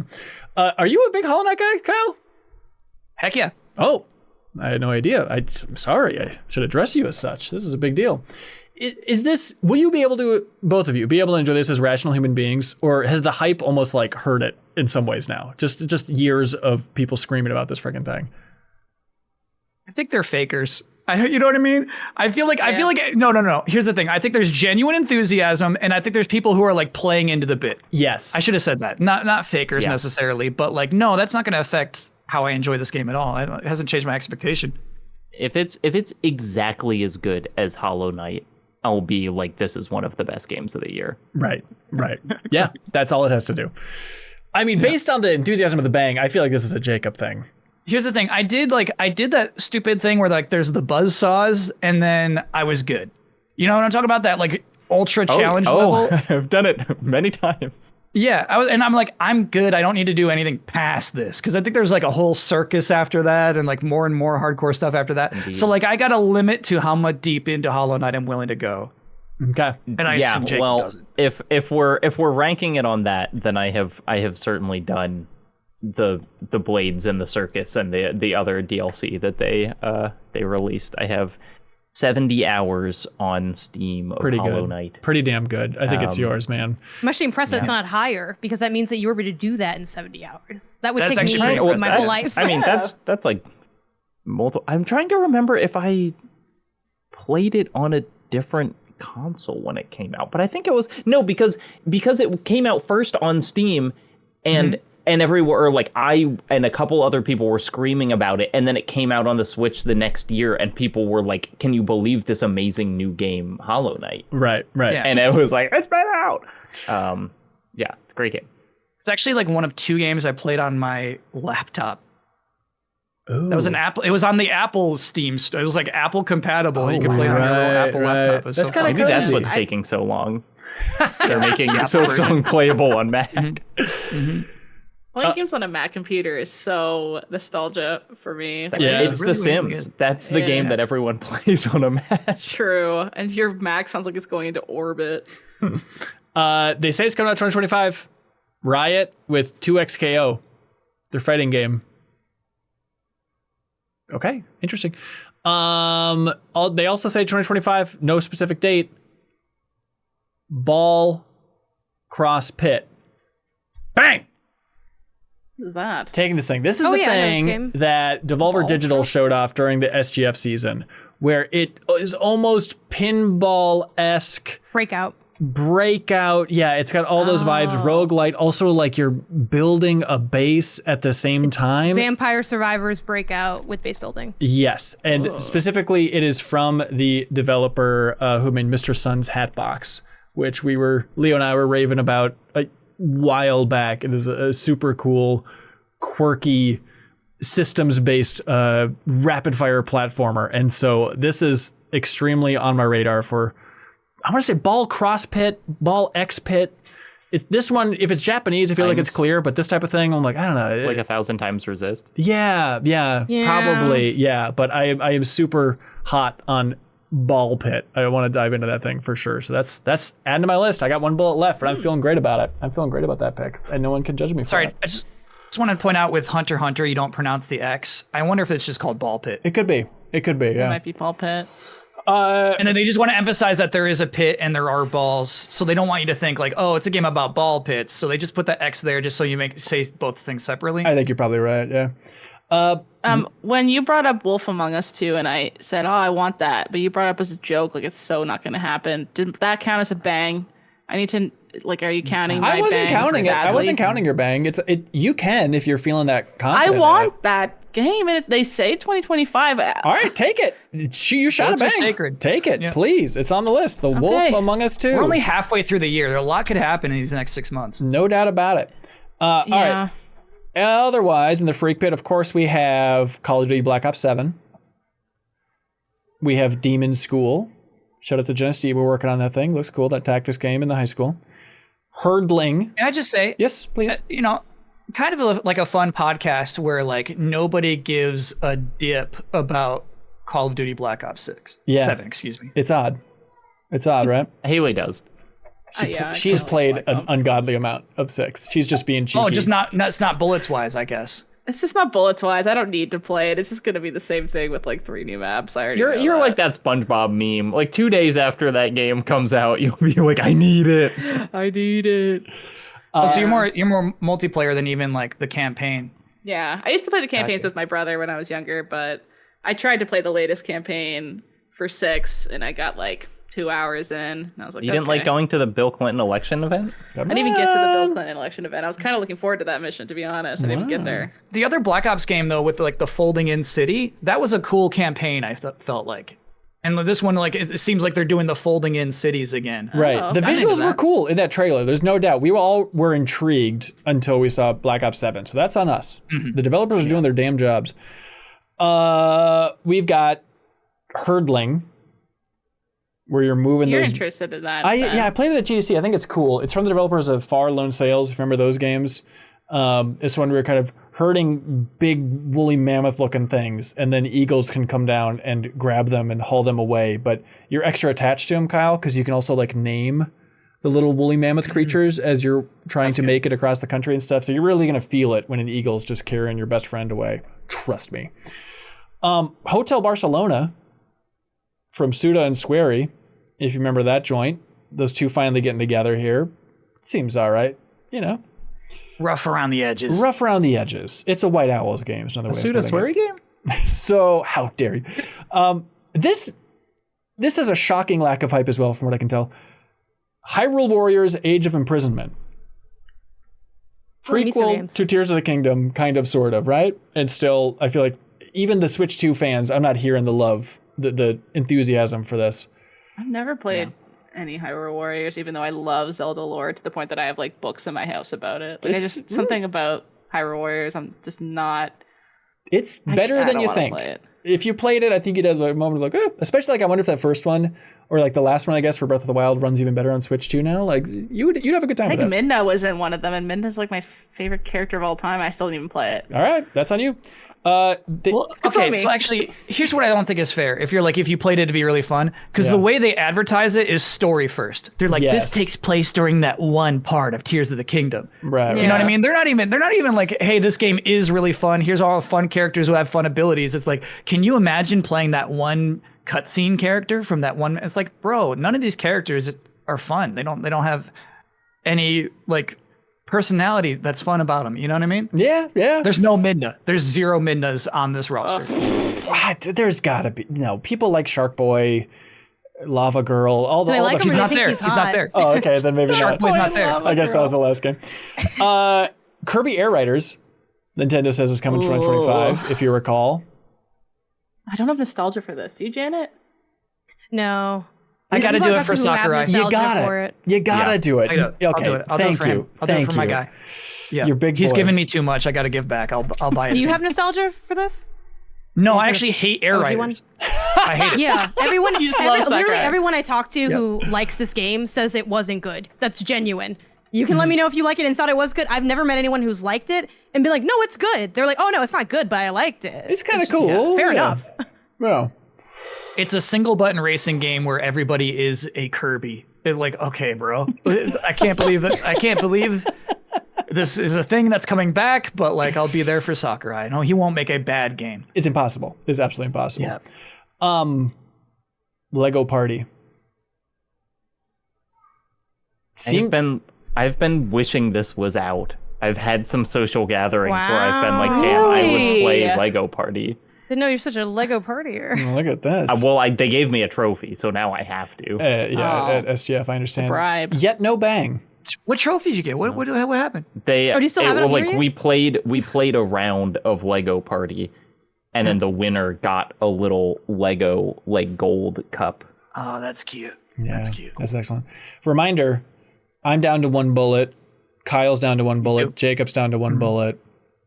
And 2 for Haley. 4 for Janet. Janet, you could be having a Lego Party of the damn century here if you really wanted to. I'm okay. Okay.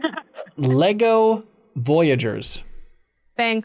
Yeah, Janet. There we go. Take it, please. Yeah, a good Lego game does exist, and it's this one. No, okay, but genuinely, these games are so cool. What was the name of the first one? Lego. Lego Builder's Journey.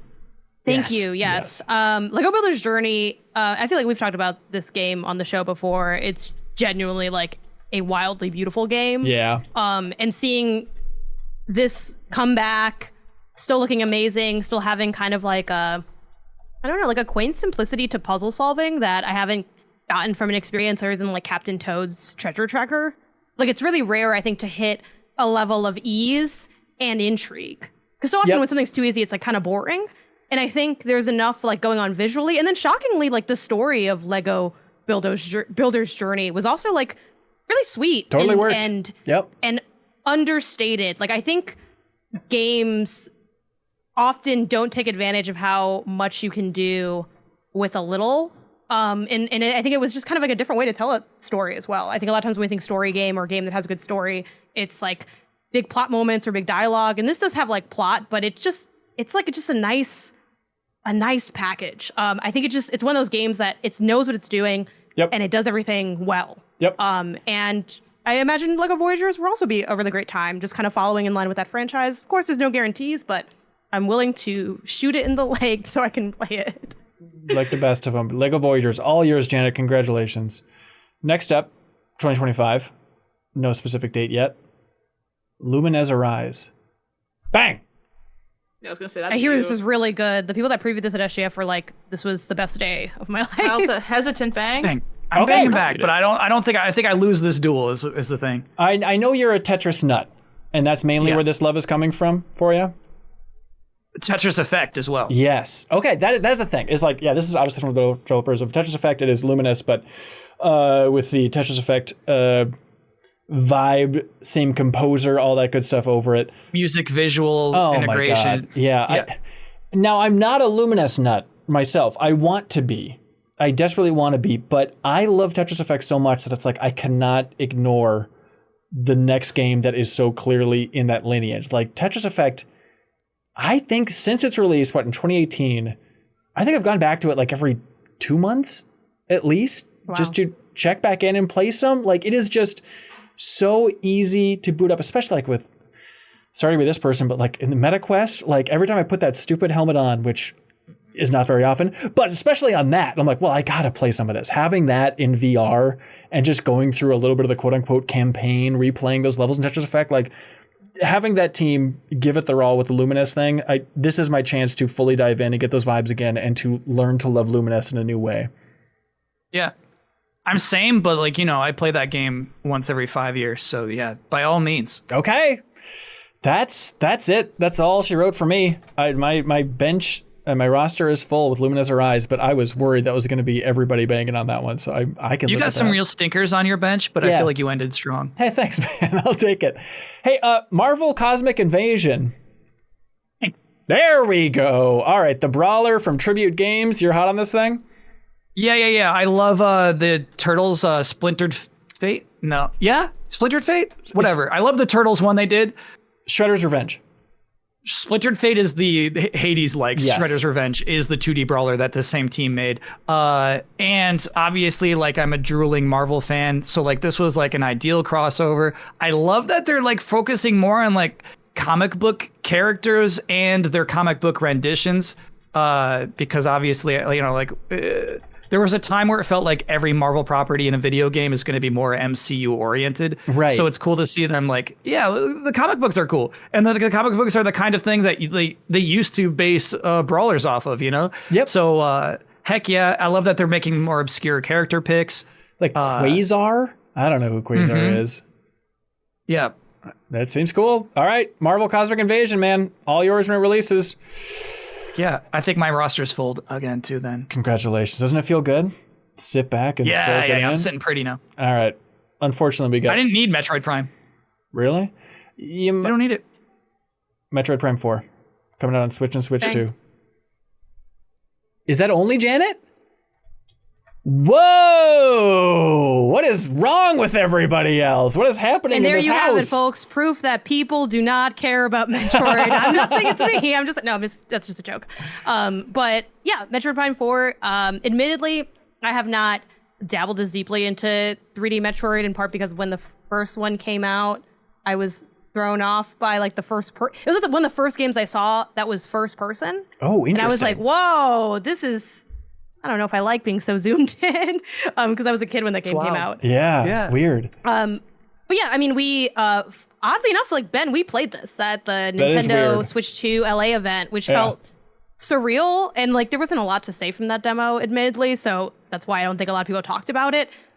But just playing it was like, oh my god, it's real! Like that's really cool. This has just been in a development hell for such a long time, and I'm a big Metroid fan, as people, who we did the deepest dive on Dread, and like I love that.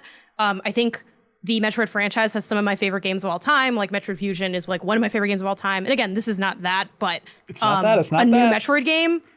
Oh my gosh, like that sounds really cool. And admittedly, I wish the trailer looked a little more exciting. I think there's some really cool powers being introduced in this, and I think they showed them off in a way that was a little dry with like, and look, she opened a door. And it's like, well, that's not exactly the most exciting use of like telekinetic abilities. Right. But I'm also like a really big fan of telekinetic abilities in games. It's one of the reasons I love Control. Yeah. Like I love stuff like that.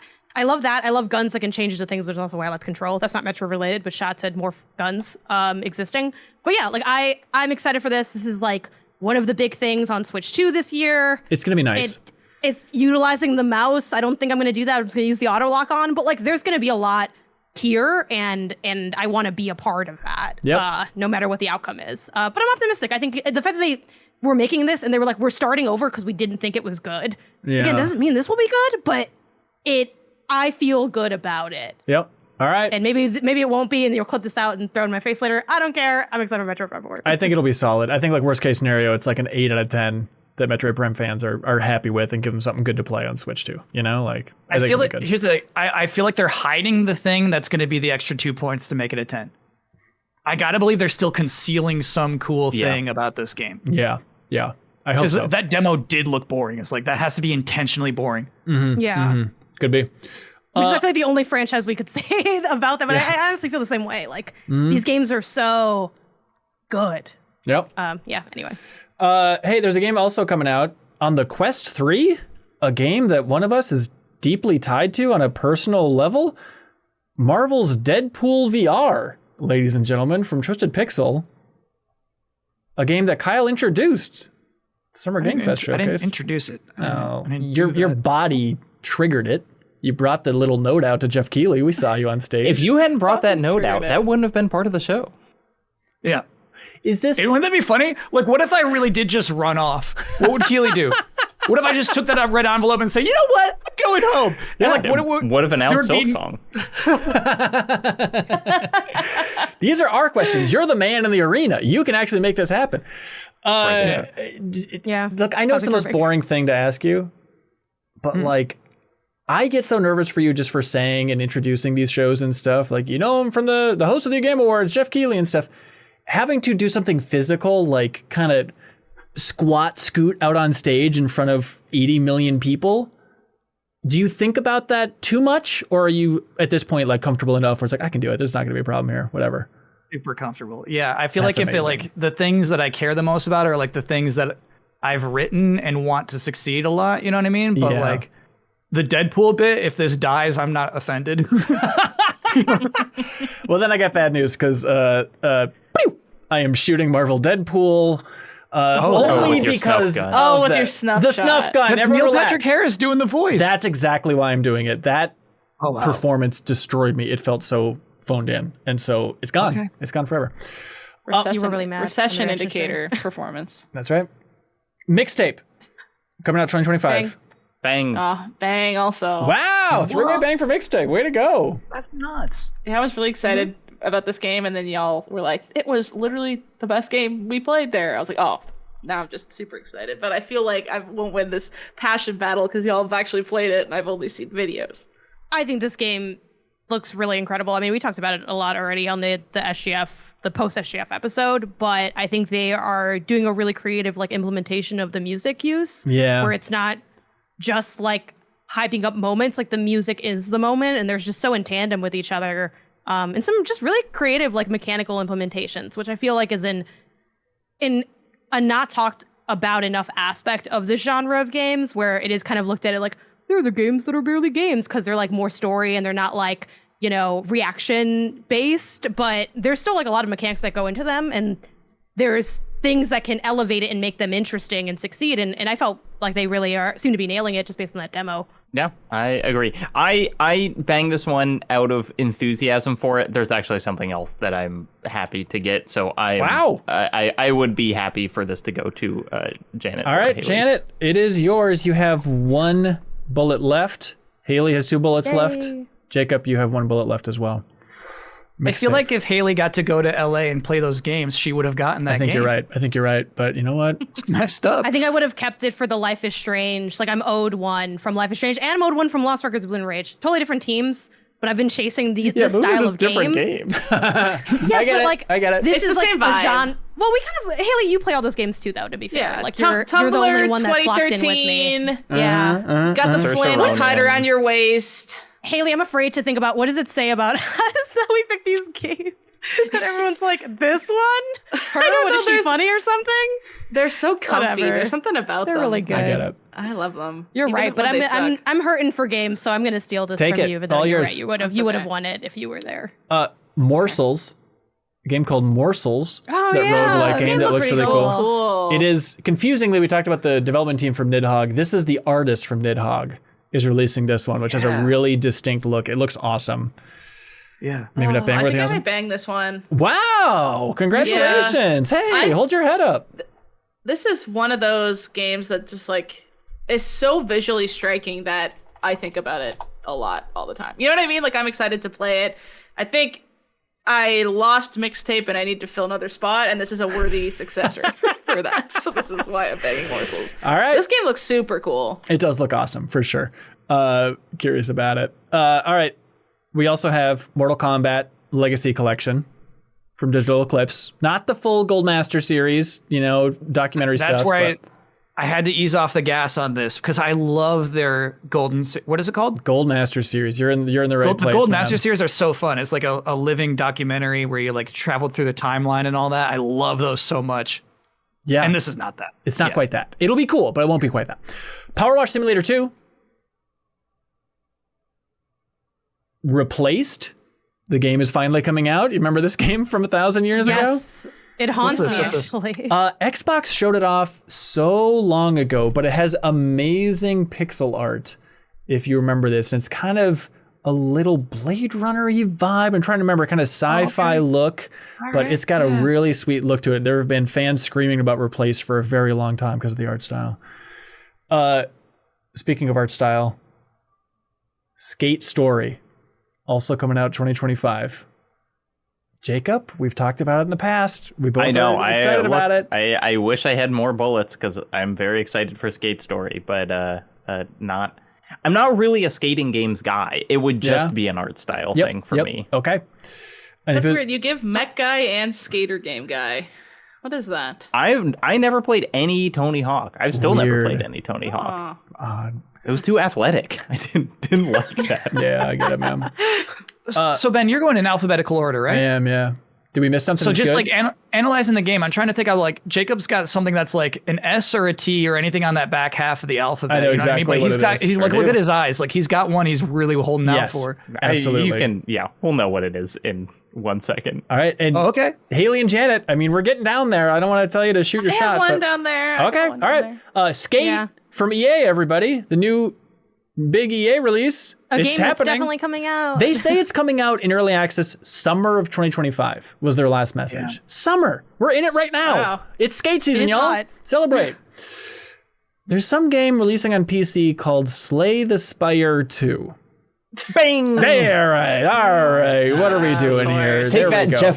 Yeah. Eat it, buddy. All right, you've filled your roster. I mean, is it just... That's it. That's it. It's just going to be the best Slay thing the ever. Spire is like maybe the most mechanically perfect game ever made. Like it's just, it is the single player game that I have with the most hours in. There's nothing they could do to make me not excited for this game. Nothing. I think it's telling whenever I'm. Well, it could be an NFT game. Oh God! Whenever I'm meeting AI a art on client, the I card. always ask like what their game is and what inspired it, and I will say at least 25% of the time they say Slay the Spire. Really? It just influences so many devs in the making of their own game. It's like there are 2 roguelikes that you can be inspired by. I guess 3 if you count Rogue. But it's either Binding of Isaac or Slay the Spire. Those are just like the 2 options for and making now there's like a roguelike. Hades generation getting in there a little bit, I feel like, but absolutely. Hades is That's so Binding of new. Isaac, right? Yeah, you're right. Streets of Rogue 2. Speaking of Rogue. Leo Vader, he banged it last year, didn't come out. Still coming out this year. His most anticipated game of 2025. Shout out to him, I guess. Okay. Seems great. A game from Chinese Room, a studio some of you like. Vampire the Masquerade Bloodlines 2 is apparently coming out in 2025, everybody. No way. Okay. That's a real sure, Jan. All right. From Chucklefish, winter of 2025, Witchbrook. Bang! That's the one I wanted. There we go, Haley. Take it. It's all yours. I'm excited. This is... I've played so much Stardew Valley. I know it's not Concerned Ape. Everyone chill out before I say that, but he says that's not Haunted Chocolatier is not coming out. I think he said last month, sometime in the next 5 years, he said was his window. I was like, oh, I thought it was going to be like He's so real for that, though. I know, fair enough. So this is kind of like the supplement in between, and it looks really promising. I'm excited to play it. The pixel art's super cute. Yep. It does look really good. Yeah. Pixel art take on Harry Potter type stuff, but unlicensed. Just, hey, you're a magic kid in a school, and the pixel art looks amazing. That's Jake the really word. doesn't own Witch. Magic kid. Don't worry. I'm not a Harry Potter guy. I don't know what you people are talking about. All right, Janet, do you have another one on the list? I do. What is it? Are you done reading? I'm done with my list. Tiny Lands 2. Oh, how did I forget Yeah. Tiny Lands 2? What is Tiny Lands 2? Yeah, and it's on the Game Informer list also. I know. Like, I hey, didn't read every single one, but give some love to yeah. Tiny Lands 2. You were What is- skipping over Look, stinky I ones. ain't trying to be a hater, but you read a lot worse games than Tiny Lands 2. Okay, have you know. It's a spot the difference game with like really beautiful art. And what's really cool about this one, like I really enjoyed the first one. And what's cool about this one is it has like a co-op mode now, which is fun because actually I streamed this with Remap at one point, and one of the fun things was working together to like find the stuff. So the idea of that being like fully integrated, I think, is really cool as well. So yeah, that's mine. Right on. It's a Take little. it. I do feel like, I'm not gonna lie, I stand by that this is a good game. I'm excited for it, but it feels like super whack that you had to do this to me, Ben. Where I know, it's it like does. my game wasn't even listed. But no, Like, not if you make whack. the It makes you hipper. It makes you cooler. Be like, you hadn't even Like, heard of my wow. game. You're like, what kind of double weirdo cut title do you have in here? Take it. Oh, you also didn't read Mio Memories in Orbit, which I'm also looking forward to, but I did not shoot. Noted. Here we go, everybody. The final roster. Sound off in the comments for who got the best pile. The best pile of game bodies in front of them. Also sound off on who got the worst one. Yeah. Please shame them. Who's the twerp? Scold them. Ben Hansen got Wildgate, Mafia: The Old Country, Metal Gear Solid Delta Snake Eater, Terminator 2D No Fate, Ball Pit, Luminez Arise. Yours Sorry, is this the not worst supposed to by be an far. old man one? Okay. Such a bad list. Dusty and bad. Damn You it. think an old man would be in a ball pit? Yeah. Mafia, get out Have of you here. seen the art of this game, Jacob? It definitely gives old man. How dare you? Kyle Bosman got Donkey Kong Bonanza, Digimon Storytime Stranger. Dumbest name on the list. Keeper, Mina the Hollower, Kirby Air Riders, Marvel Cosmic Invasion. Varied list. It's an That's interesting some list. missteps, but yeah, there's some good stuff. That's a good list, damn it. Jacob got Hell Is Us, Silent Hill F, Ninja Gaiden 4, Cairn, Hollow Knight Silksong, and Slay the Spire 2. It's a good Those list. last two are stupid good. Yeah, damn Yeah, it. that's gonna, No offense to the other ones, but yeah, that's pretty nice. All right, Jacob, I'll trade you Mafia: The Old Country for Slay the Spire 2. Okay. Haley, Directive 8020, Ghost of Yote. We don't need to laugh at a lady because she sorry, I chose was Directive 8020. Also, I was laughing at your thing from before. Oh, I see. Good, vibe good, with good, this good. list Love a it. lot, actually. We shot a lot of the same games. Ghost of Yote, Paralives, The Wolf Among Us 2, Haley says is Will be releasing coming in out. 2020. That one I am laughing at a little bit. Morsels and Witchbrook. Hey, Weird at varied. the end. Varied. It's cool. at the end. It's cool. Well, I really don't think she's got a lot of 2025s in there realistically. I don't think so either. I think she's going to be playing ball and stick at that point. It's not going to have much else. And then Ball Janet, axe stick. There we go. Janet has Consume Me, Pokemon Legend ZA, Lego Voyagers, Metroid Prime 4 Beyond, Mixtape, Tiny Lands 2. Jan has a good list. Solid. Yeah, that's a nice list. Solid, everybody. We really did it. All right, let us know in the comments who blew it. I want to hear it. Chat is all saying Ben loses by a mile. It's varied. It's varied.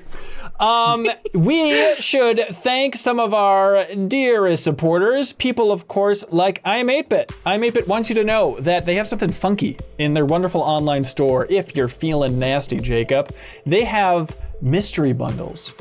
You can get a physical game mystery bundle from I Am 8-Bit, where it contains 4 unique I Am 8-Bit exclusive edition physical games for PS4, for PS5, for Switch.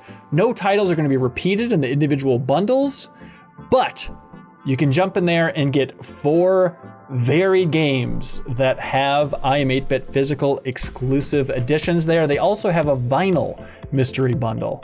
If you want 5 unique soundtracks, you don't know what you're going to get, that's an option for you. But also if you go to There's the 5 wonderful... in that pack. Yeah, heck yeah.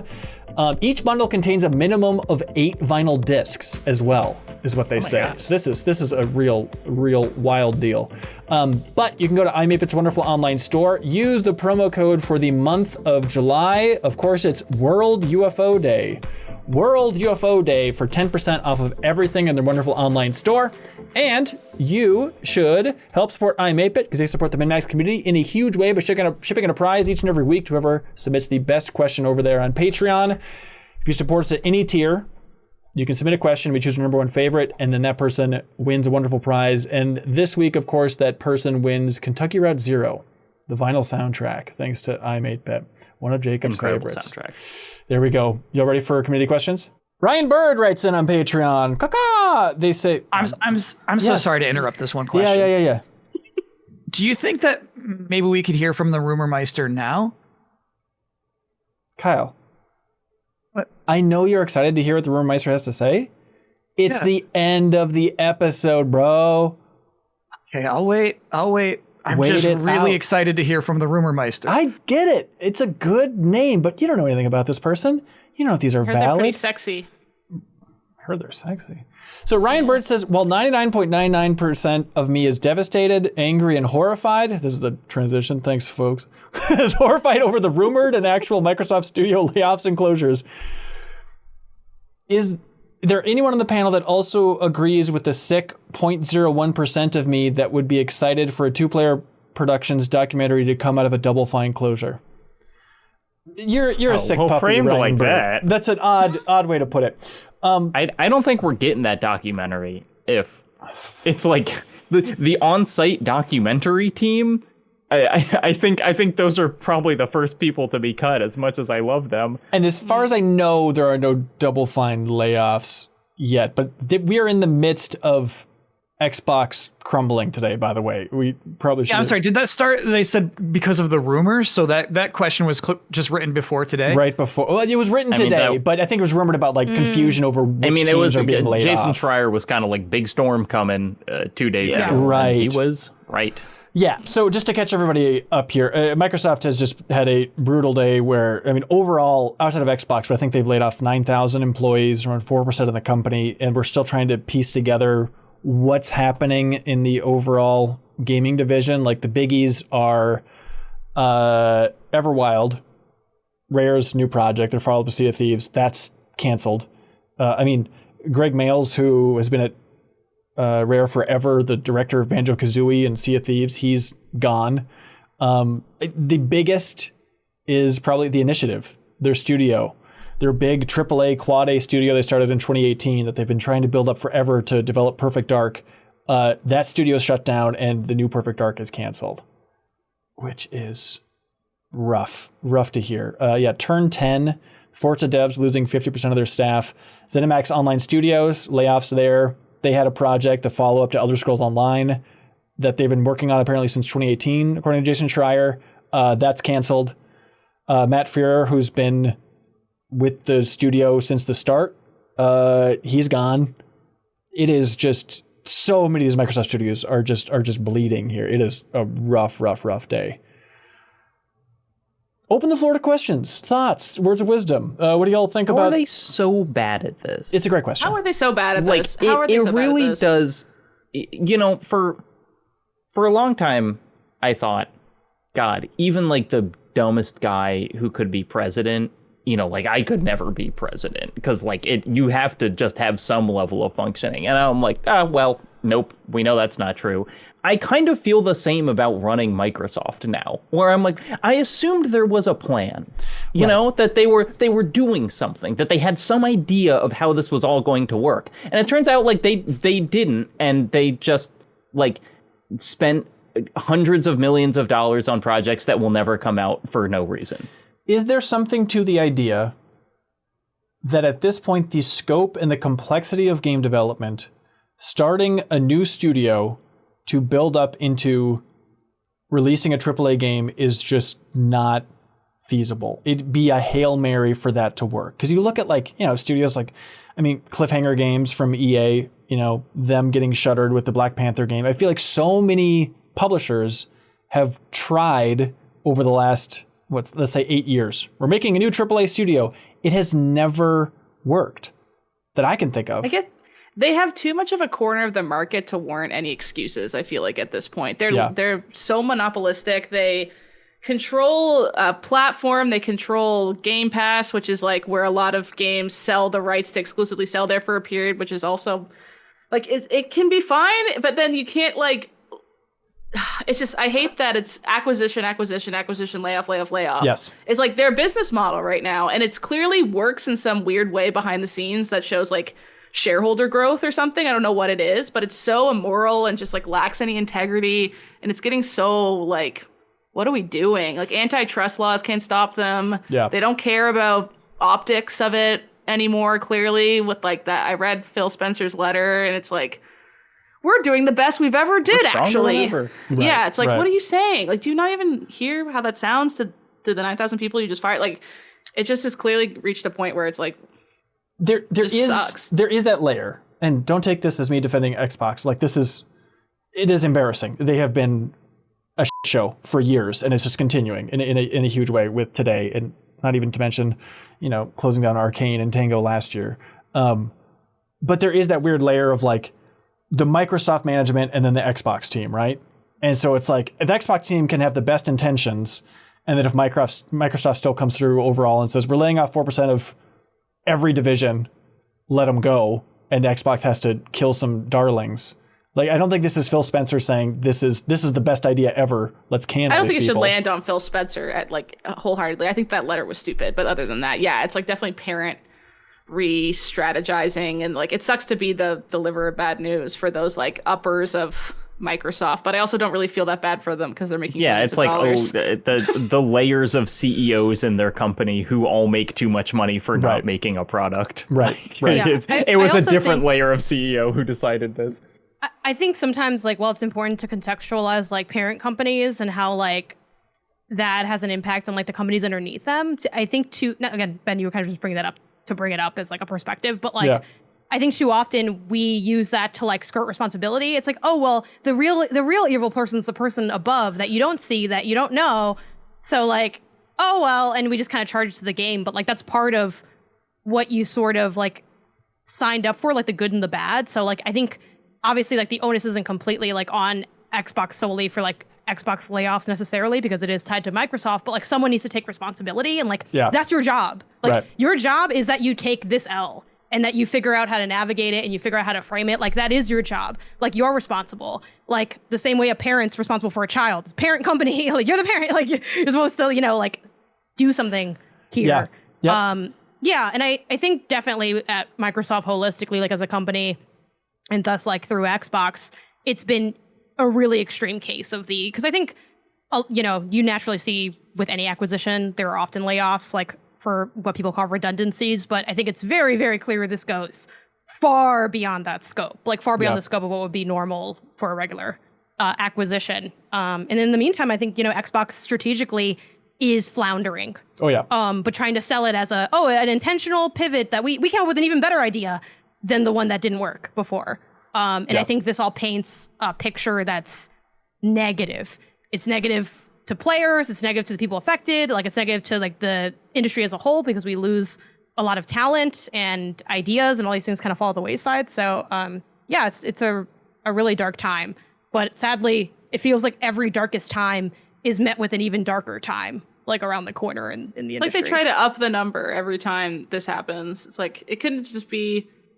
This year, there's one less layoff, please, than last year. It's always exponentially growing. Right. And like Backstage Pass is bringing it up, like it is the conundrum as well as like Microsoft as a company itself is exceeding expectations. They had the company grew its net income by 18% year over year, amounting to a total of $25.8 billion profit. Yeah, using AI to make missiles is actually super profitable. The problem is everything that like brings joy to people. Right. And I do think so many of these games, it's just like, if teams were spared here, it's just luck of the draw for where they're at in development. Like, thank God, from the outside at least, south of Midnight's development was relatively smooth.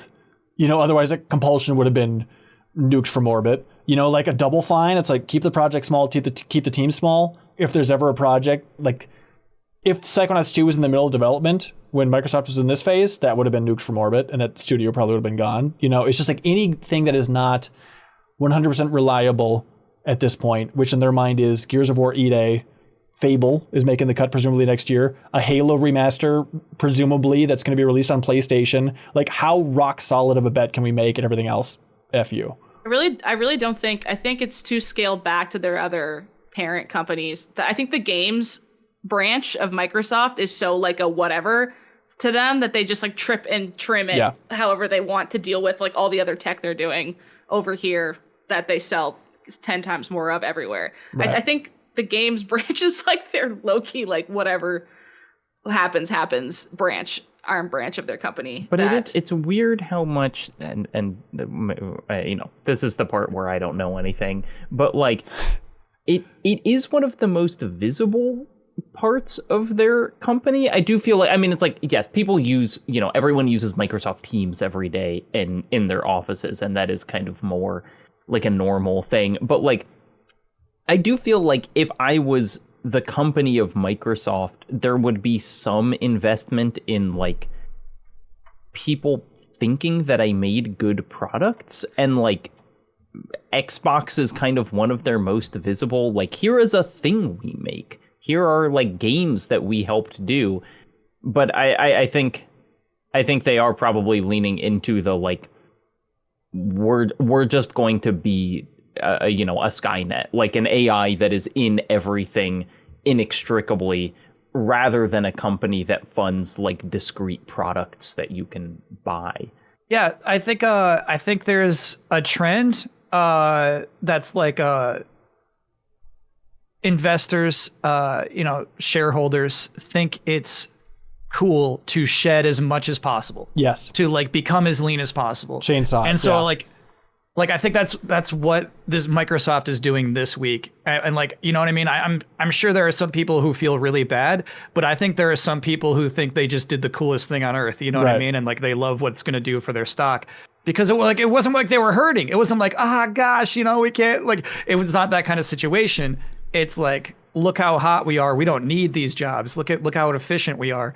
And you know, is there something? It's not a Microsoft only problem. Yeah, for sure. It's a big it's a big public corporation problem everywhere.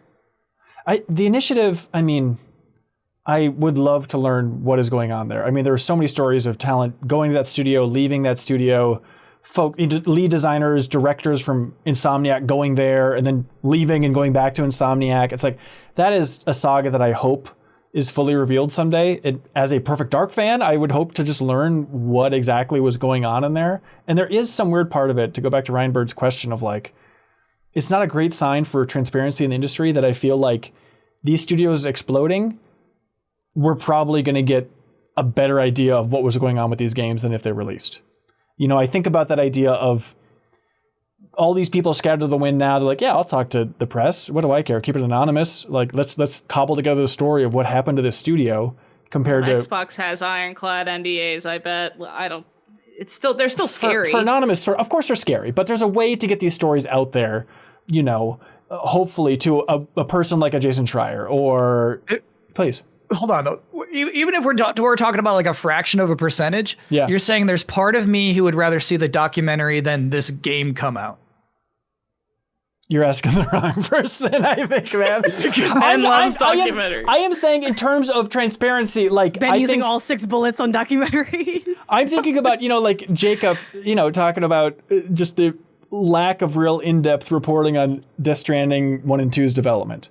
You know, sure. If the first game, it would be so much cooler to have a documentary about those games. No, than have the I'm games saying themselves. we can maybe learn more from these studios exploding and dissecting the pieces and people telling stories about it than one of these games releasing and they do a couple of quick interviews that are very tight and then they move on to the next thing, you know? I mean, it's reaching a number so high that there's comfortability in speaking out because you're one of thousands now, so they can't pin you as the I mean, as the rumor Meister. I'm not saying it's good, to be clear. I don't want this to happen. Well, no, but it's not even. It's like, I want to believe that's going to happen, but I don't. Like, I don't think we hear about studios that have exploded. You know, it's like all of the like studios that are being shuttered, I don't think the developers have come out and been like, let me tell you about the cool game we were making. I think they did. I mean, BioWare, it's not exactly shuttered, but it's limping. It's hurting bad, you know, and Jason Schreier that big report about like, here's what's going on with Dragon Age, and not just keep pointing to Jason Schreier, but I think he's probably the best in the biz at this point, this entire field. But you look at like Irrational exploding. It's kind of like the video game industry. If you fire everyone else who works, then like the two remaining people are de facto the best in the biz. I guess that's true. Yeah, there's other reporters out there doing a great job as well. But you look at like, Jason Schreier's second book as well, where it was all about, it was kind of circling from the explosion of Irrational and a lot of people telling stories about kind of like East Coast game development. But like that is an example of kind of a supernova of That's true. reflection and insight on like what exactly happened there. So I just don't. As someone who gets told a lot of secrets that can't be told, it's like people don't want to ever stick their neck out and tell those, because the more details you provide for the more interesting story, the more obvious it was you who said it, because you were the only one who knew those details. Right. So it's like you could say, I worked on blank, and already it's like 9,000 just shrunk down to the 5 people who got laid off from that company. You know what I mean? And then they'll just say, all 5 of you come in for a meeting where we want to sue the one who blabbed, and then they're scared. Yeah. I am curious, though, as a challenge to everybody. I'm sure I'm forgetting about stuff. Some craft on thing or something, but like 2018 on, new studio formed for a AAA game. When has that gone well? Maybe like a GOTY contender this year? For this year? Yeah.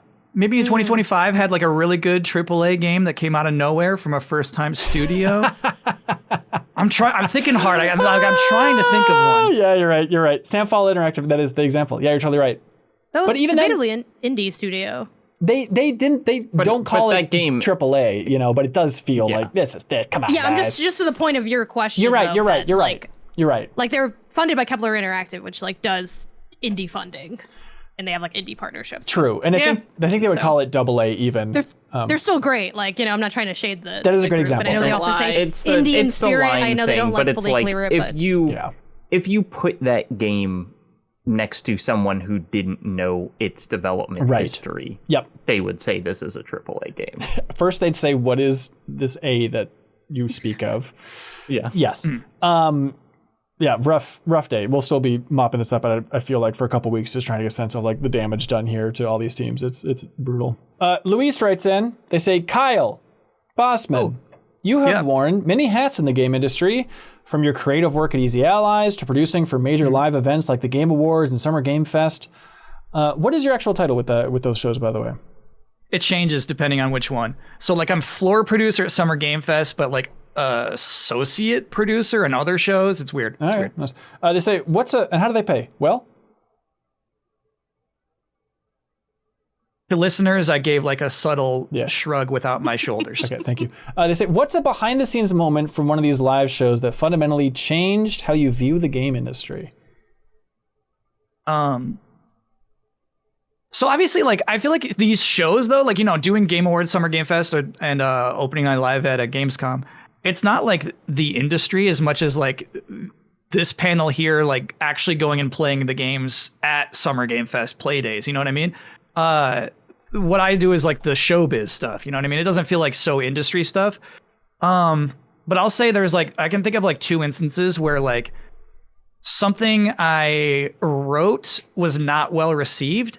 And like, I was surprised that it like had any impact on a person or a company, You mean like you pitched it and they said we're not going to use a script, or like the reception once it got out there? I'll fess up. So it was Chris Judge saying, fun fact, my acceptance speech last year was longer than this year's Call of Duty campaign. Right. And like people were like upset about that. You know what I mean? People were like, that was so uncalled for. Why is the Game Awards making fun of Call of Duty? You know what I mean? It's like, and here's the thing, is like, I'll still stand by it. It's like, he didn't make fun of, he didn't say it's a bad video game. He says it's a short campaign. Right. But it was still like, not here. This is a night to celebrate the video games. Why did he do that? And like that was one where I was like keeping, here's the thing, like typically with like jokes that I write for the Game Awards, I don't say which ones I do because they're either like good or bad, right? Like you're protected, but like, that was me. I was responsible for that one. And so like you kind of like in years since, like think about it from that way, is like, is there anybody who's going to be in their little tuxedo or whatever, like actually upset about this? Right. And so it's made you scared. To speak the truth comedically. Sensitive. It's made me sensitive. Sensitive. That wasn't your takeaway, Janet? It was just the wording of it was very funny. Yeah, you're right. That was no good. Do you still like doing those shows? Does it feel like just to have like 3 points in your year where it's just Ben like wants to do those shows so bad. Sometimes when you ask this, Ben, like it sounds like a parent who's like, "And did you have fun at school?" Yeah, because here's the thing: it's like the 3 points in my year where like I have a boss, but also like I'm responsible for other people too. Like it's like a few weeks of like being a functional adult. It is kind of nice. Right. Slices of structure. Yeah, that's interesting. Francie Graham, they say, is there a numbered sequel that you can think of that deserved a subtitle? For example, after Halo Combat Evolved, should Halo 2 instead be called something like Halo Combat Enhanced? Oh, that's a really good example. I like that. Yeah.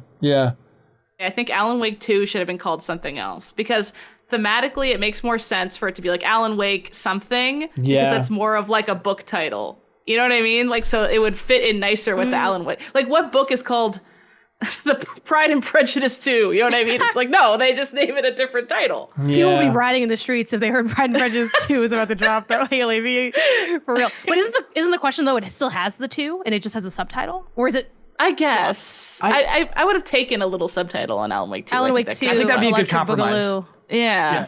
So we know that it's the second one, but we still get a little flavor of authorship. I always like a subtitle. Do you? On it too. I really do. I think that like, you know, even something maybe not like Resident Evil because that has its kind of, you know, it just gimmick. Its names. Though now they are calling them things. This is the conundrum. Yes, it used to be Resident Evil 6 and now it's Resident Evil Village. They always do a cool little But shape it is and both. it shows the number. Have they nailed naming games? Janet, this is They what I want have. to talk about. I know we like celebrated and mentioned like, oh, Village, it has Kyle's the 8 in there. shaking That's his kind of head cool. for the audio But listeners. I have been thinking about it, especially since that Capcom Direct, and thinking more about Resident Evil 9, Resident Evil Requiem. I know we all say good job, Capcom. We say thank you, Capcom, if you're Kyle Bosman on delayed input. I don't think we're giving them enough credit for like they have truly cracked it in a way that I don't think anybody else has for having their cake and eating it too. Welcoming for newcomers, but you know this has mainline importance. That is a wild balancing act that they have nailed. And I can't think of other examples in the game industry of game titles that have that importance of the cheeky nod of this is the big thing, but also don't be scared of it. It's just called Resident Evil Requiem. Come on in. I think you're totally right because every other series I always feel I need to start from the start and I've been jumping around Resident Evil and I don't give a crap. Right. Like I just go like 4, 8, 9. I'll play 9, 7. Like Have we done New Show Plus naming the next like 50 years of Resident Evil? Because we definitely should. That's fun. such a good idea. Open up Canva and just start trying to mess with like where can I find a 9 It's or a 10 on the in list. Here? Yep. I know we all think it'll be X, but like I don't know. There's got to be other options. We can kind of find the through line That'd there. be But fun. genuinely, the reveal of where is the number? Yes. Maybe it's I'm like standing, I'm clapping, I'm throwing up, I'm like punching Jacob in the arm. I'm like, look at the number. Look how they embedded it. Yeah. Here's my real answer.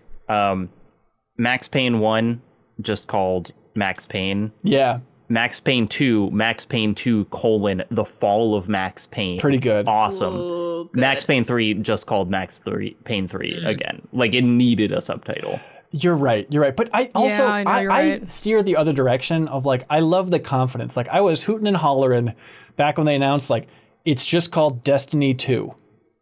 It is a confident move to be like Hades. But then Overwatch did it and it sucked ass. Okay, So well, it's like, it don't depends on take the IP. worst sequel example. But you look like Hades 2. It has like a punctuation to it that feels so confident compared to in this one, technically, Max Payne falls down. Or whatever stupid crap happens in your Yeah, second game. that is what it means. It means he trips. He trips once, yeah. In slow Oh my God, motion. the whole thing's a metaphor. This is why. I think the two is as strong as the IP. I don't think that adding a 2 makes it stronger. I think if your IP strong as hell, you can do the 2. Yes. I think you're that's right. the order. Right. Portal 2, Portal strong 2 as is hell. good. Yeah, Portal 2 doesn't need a subtitle. What would the Doesn't need subhead it. be though for it, Jacob? If you had to put one on there, Oh, it would be some, I don't know. Wheatley's Revenge or something stupid. Portal 3. I was also thinking, what's the wackest thing I could think of? What? The Portal 2 Potato time. I huge don't know. success. Potato time. I mean, how many years later is it? It's still ambiguous, right? But if it was just called Portal 2 : like 2,000 years later, like because it technically is, right? Like with that. No. Yeah. No, they're just. Yeah. In the beginning, yeah, it's like, oh, the entire facility is falling apart, and a I crazy think amount it's of time. I think it's like 10,000 years later. Yeah, it's so like that would be a compelling thing of like what has happened. Like that would be. Are you not the same person? You are, but Chell was like You were in frozen in time. You or some were in crap. sleep. Yeah. She was in sleep. Okay. Sleep mode. Like Portal 2 Wikipedia. It's been a while. frantically reading the plot. Like, what happened in this game? I don't know. But please Portal chat. Letrope, which is portal backwards. Ooh, makes you think, doesn't it? Pretty cool. Now you're thinking with portals. On the Resident Evil thing, I'm still not over it because I'm thinking about like movies do this where they bake in the number for like, of course, Jacob. Look who's talking to. A step up Too to the Fast, Too streets. Furious. Like right? It's like Yeah, Too Fast, Too I got a Furious fun nailed it, parallel. yeah. I got a fun parallel. It's when games on like DS had like Dragon Sword, they Deadly would like Silence, hide the console itself in the title. Yes. I'm thinking of like Dream Drop Distance is like cool as hell because that's 3Ds. There's no doubt it's So cool like as hell. I feel like that's a fun parallel too. That is true, but it's not for the sake of sales, which I feel like this cheeky naming convention helps them sales-wise, where it's like, if I'm buying a game on DS, yeah, I'm buying a game on DS. But it is cheeky and fun. There's no doubt to have the Resident Evil Deadly Silence and all that fun stuff. Kyle's about the art. You're about the sales. Give me that money. Filthy capitalist. Do you think, I'm not done, do you think another example of this is Final Fantasy VII Remake, with the idea of it's Final Fantasy VII Remake, but it's also Final Fantasy VII Remake, you know, if you think about the overall context of that story. Can you say that again? Oh, This isn't a new weird thought. No. Say it again. Go ahead. No, he's right. It does Like have they're to. remaking the The thing is, world? he's Yes. right about this. Yes. That is literally what they're doing. You know, light spoilers, I guess, for Remake, but yeah, I don't even know if they knew that when they they made absolutely knew that. I mean, they're they knew cheeky the with that. structure, but someone should ask them that. I hope not. Absolutely. You know what? Absolutely That's not going what for they that. The best version of this would have been can you look up something for me? Is Trico the name in Japan? Is The Last Guardian called The Last Guardian, or is it called Trico? That's a good name. A good Because question, Trico is like it's like Eco 3. Like it's a pun. Right. Oh yeah, good example. And my so gosh. that's a good one. Hituki no Owashi Toriko. So it's in there, but it's I think it was like Project Trico was their name for it. And, Right. And Shadow of the Colossus was Nico, which was like Eco 2. Yeah, that is an example. That is That's it. really cool. Yep, like you're I never getting knew the that. eco crowd. Yep, totally. That's the same idea. Scott H. Jacob wins best thing to bring up during a discussion on names because that was cool. If it's about The Last Guardian, I got it. Don't Damn worry. it. And he looks so Project Giant handsome. Robot. That was a trailer from last year. Isn't that cool? giant robot. So excited for that. Isn't that Or what just it is? Project Robot, right? Just Oh. Robot. Got it. Because that's the Wii U tech demo is Project Giant Robot. That's why that was confusing. Oh my God, you're right. That's, That's what he's been working on. yeah. Which I think you brought up recently in that video when you were talking about Dragon Drive being canceled, right? That's the one you compared it to. And I was wrong about that. They actually implemented that into Labo, apparently. Oh, yeah, of course. You're right. Yeah. Scott H. writes in, they say, hello, Maxers. Not really a question. I just wanted to write in so Kyle can roast Ben for picking Pac-Man World Repack back in 2022 for the game release calendar shootout and trying to convince everyone that it'll be an interesting game. Dang. I mean, like, we roasted you enough today. Yeah. Kyle, no one's ever said that in MinnMax history, so thank you for that sentence. It feels very final. Thank you. I played like 10 seconds of that game, Ben. In my defense, I think I picked it for And like I this. thought of you the whole time. I was like, this is what it was all about. Look, it was a brainless, fine little time for the 2 hours that I streamed it or whatever, you know? I played through the whole thing, actually. Did you like it? All right. He didn't make a noise. But I didn't love it. I get it. Sam Nelson, what's your favorite game in a genre you otherwise have no love for? This is relevant. Yeah? Oh, I want to hear the Splatoon answer, though. Oh, it's just, I mean, I love Splatoon. It's a competitive shooter. Of course, it's like a family-friendly shooter, so it's not like you kill people, right? You But play yeah, multiplayer? Yeah, I love multiplayer Splatoon. Cool. Yeah, I had it on Wii U.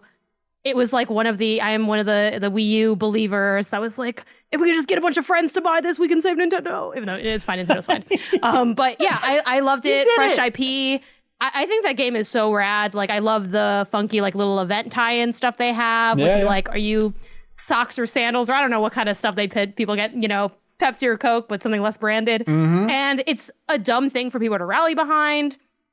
It's cool that it has a campaign, which I think is like something that a lot of people that aren't as into multiplayer like always ask for, and like I'm definitely a credit stan as well, so I appreciate that. And I don't know, something about it, I think it's I think the fact that it leans on gyroscopic controls so much, which is normally not something I'd be advocating for, but I think it's one of the rare games where it feels good and works good, and is like, I don't know how competitive Splatoon players actually play it, but like for regular people playing it, I think it's the best way to play that game. And I don't know if I feel that way about any other video game ever made, that the gyroscopic controls are beneficial to like the play on a higher level. Breath of or the yeah, I love that Wild, game. I think Breath of the Wild, like being able to fine tune the arrows a little bit, like I don't that's a mind good it example there, too. you know? But there's no like competitive Yeah, I do play. like Is I that. think what Janet means. Like you can't like to use Yeah. this weird funky feature makes you the best in the lobby. Yep, totally. Turn it That's on for interesting. Fortnite. Turn it on for Fortnite. I think you'll like Yeah, it. I've never tried it on Fortnite, so yeah, maybe worth checking out.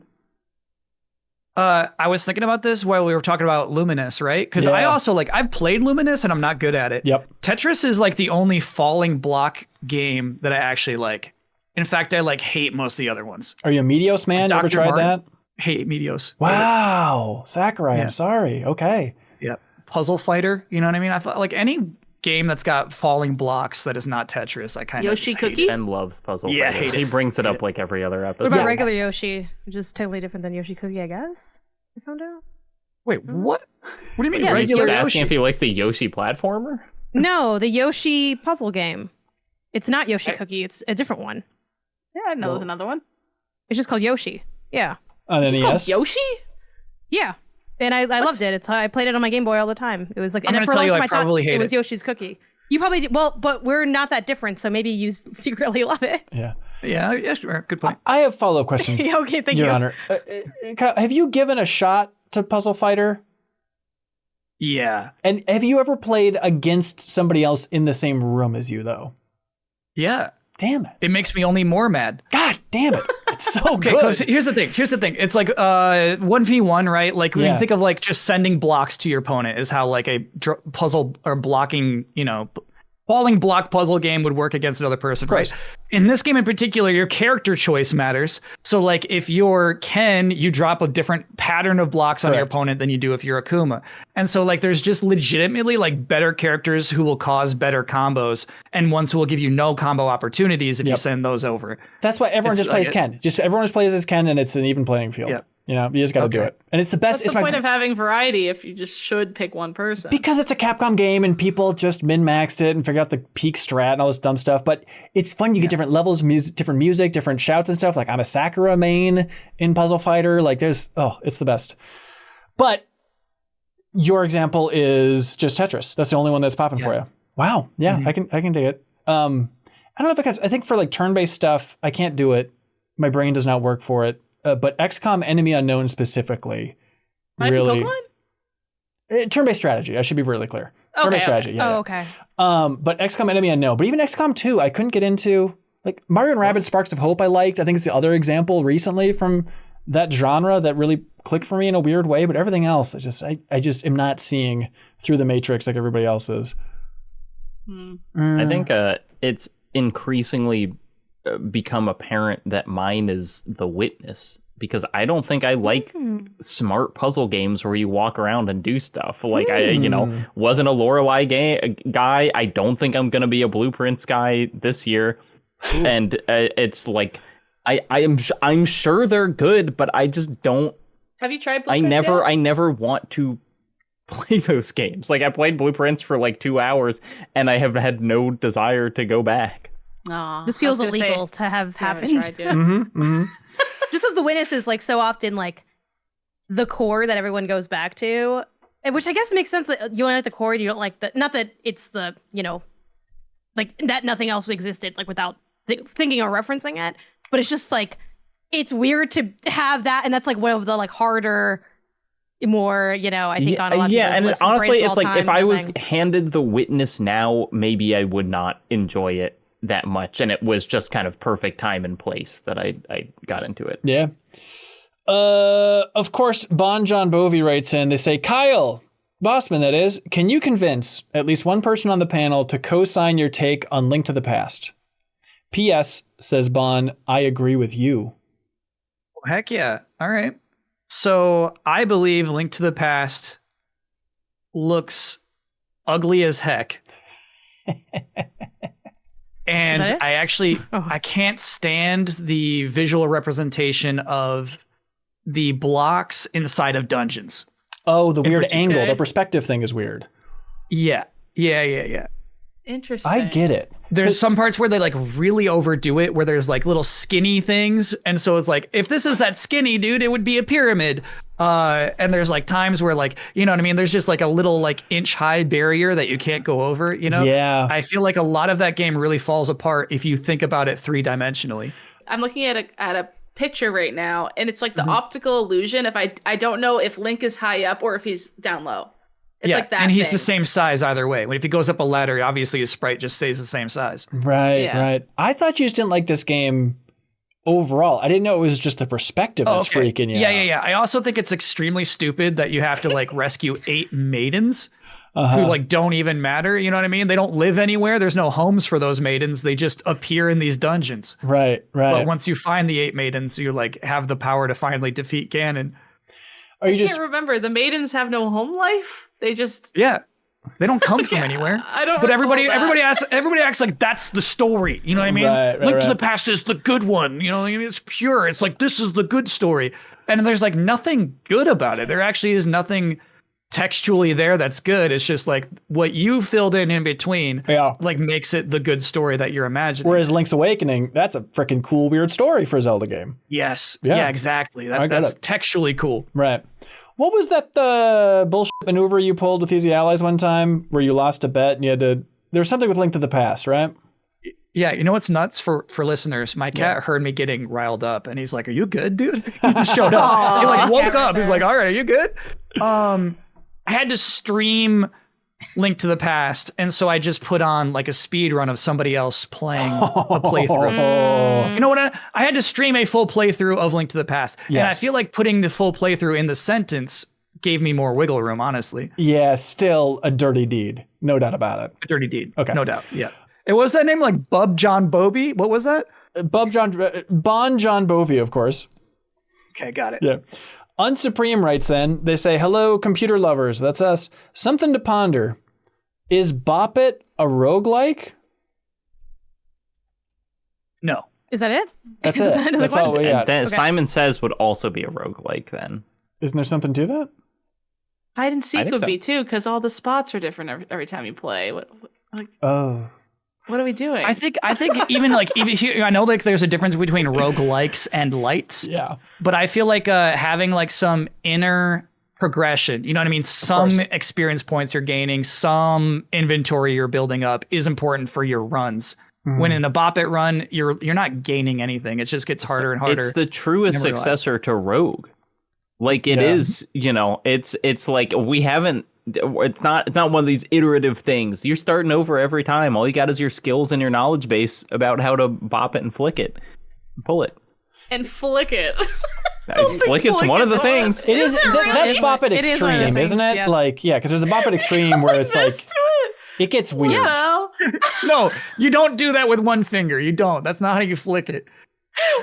it's not a flick if you're not flicking. That's all you're So asking. I guess like I think you like give it like a little underhand slap is little bit. It's basically like the way it's a to little flick it. springy. Yeah. A little- Yeah. back tap. All right. I mean, get- all of these do look like different kinds of vibrators. Now that I'm looking at a Bop It, like they all just look like a different model. I'm Love wondering, a Bop It. are there only two licensing versions? situation. Is it only Bop It and Bop It Extreme? Did they? There's there's got to be probably like more. 15 versions. In fact, I think there's probably a Bop It too. Oh my God! Don't Bop It tease me. to the boppening. You're right. There is a Bop It Extreme too. Cool. Wow. Then Bratz Bop It Blast. Bop It Download is the worst Well, name. what does of a Bratz game. Bop It? Do you like? Is it their heads?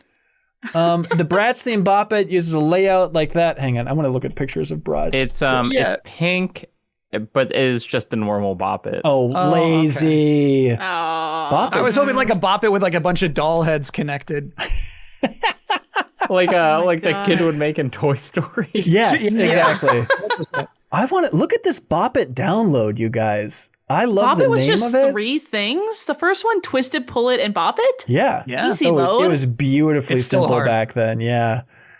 Oh my God. So did it have like an online component for Bop It download? What? Remember the Bop It line is 3 game modes, solo pass it, 1-on-1.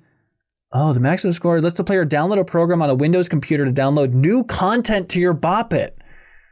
Whoa. Oh my God, it's a living game. That's amazing. All right.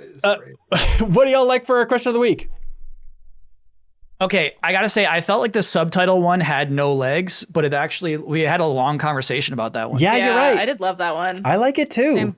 I was pent up. I want to talk about Resident Evil. Yeah, are you guys leaning that one too?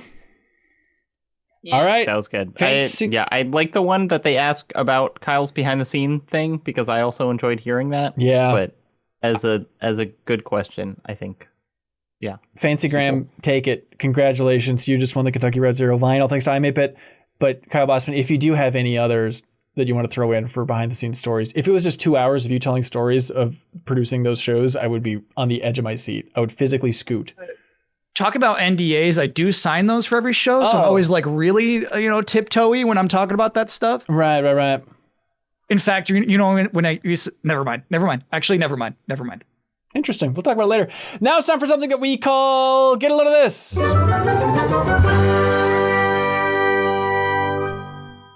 So now it's time for the Rumor Meister, yeah? No, Rumor Meister comes after Get a Load of This, Kyle. Come on, the end of the show is the Rumor Meister. Almost. And if you We're ask getting one more close. time, I'm deleting this encrypted file he sent me. Okay, all right. I'll be cool. Yeah, you gotta get a load of this, man? Yeah.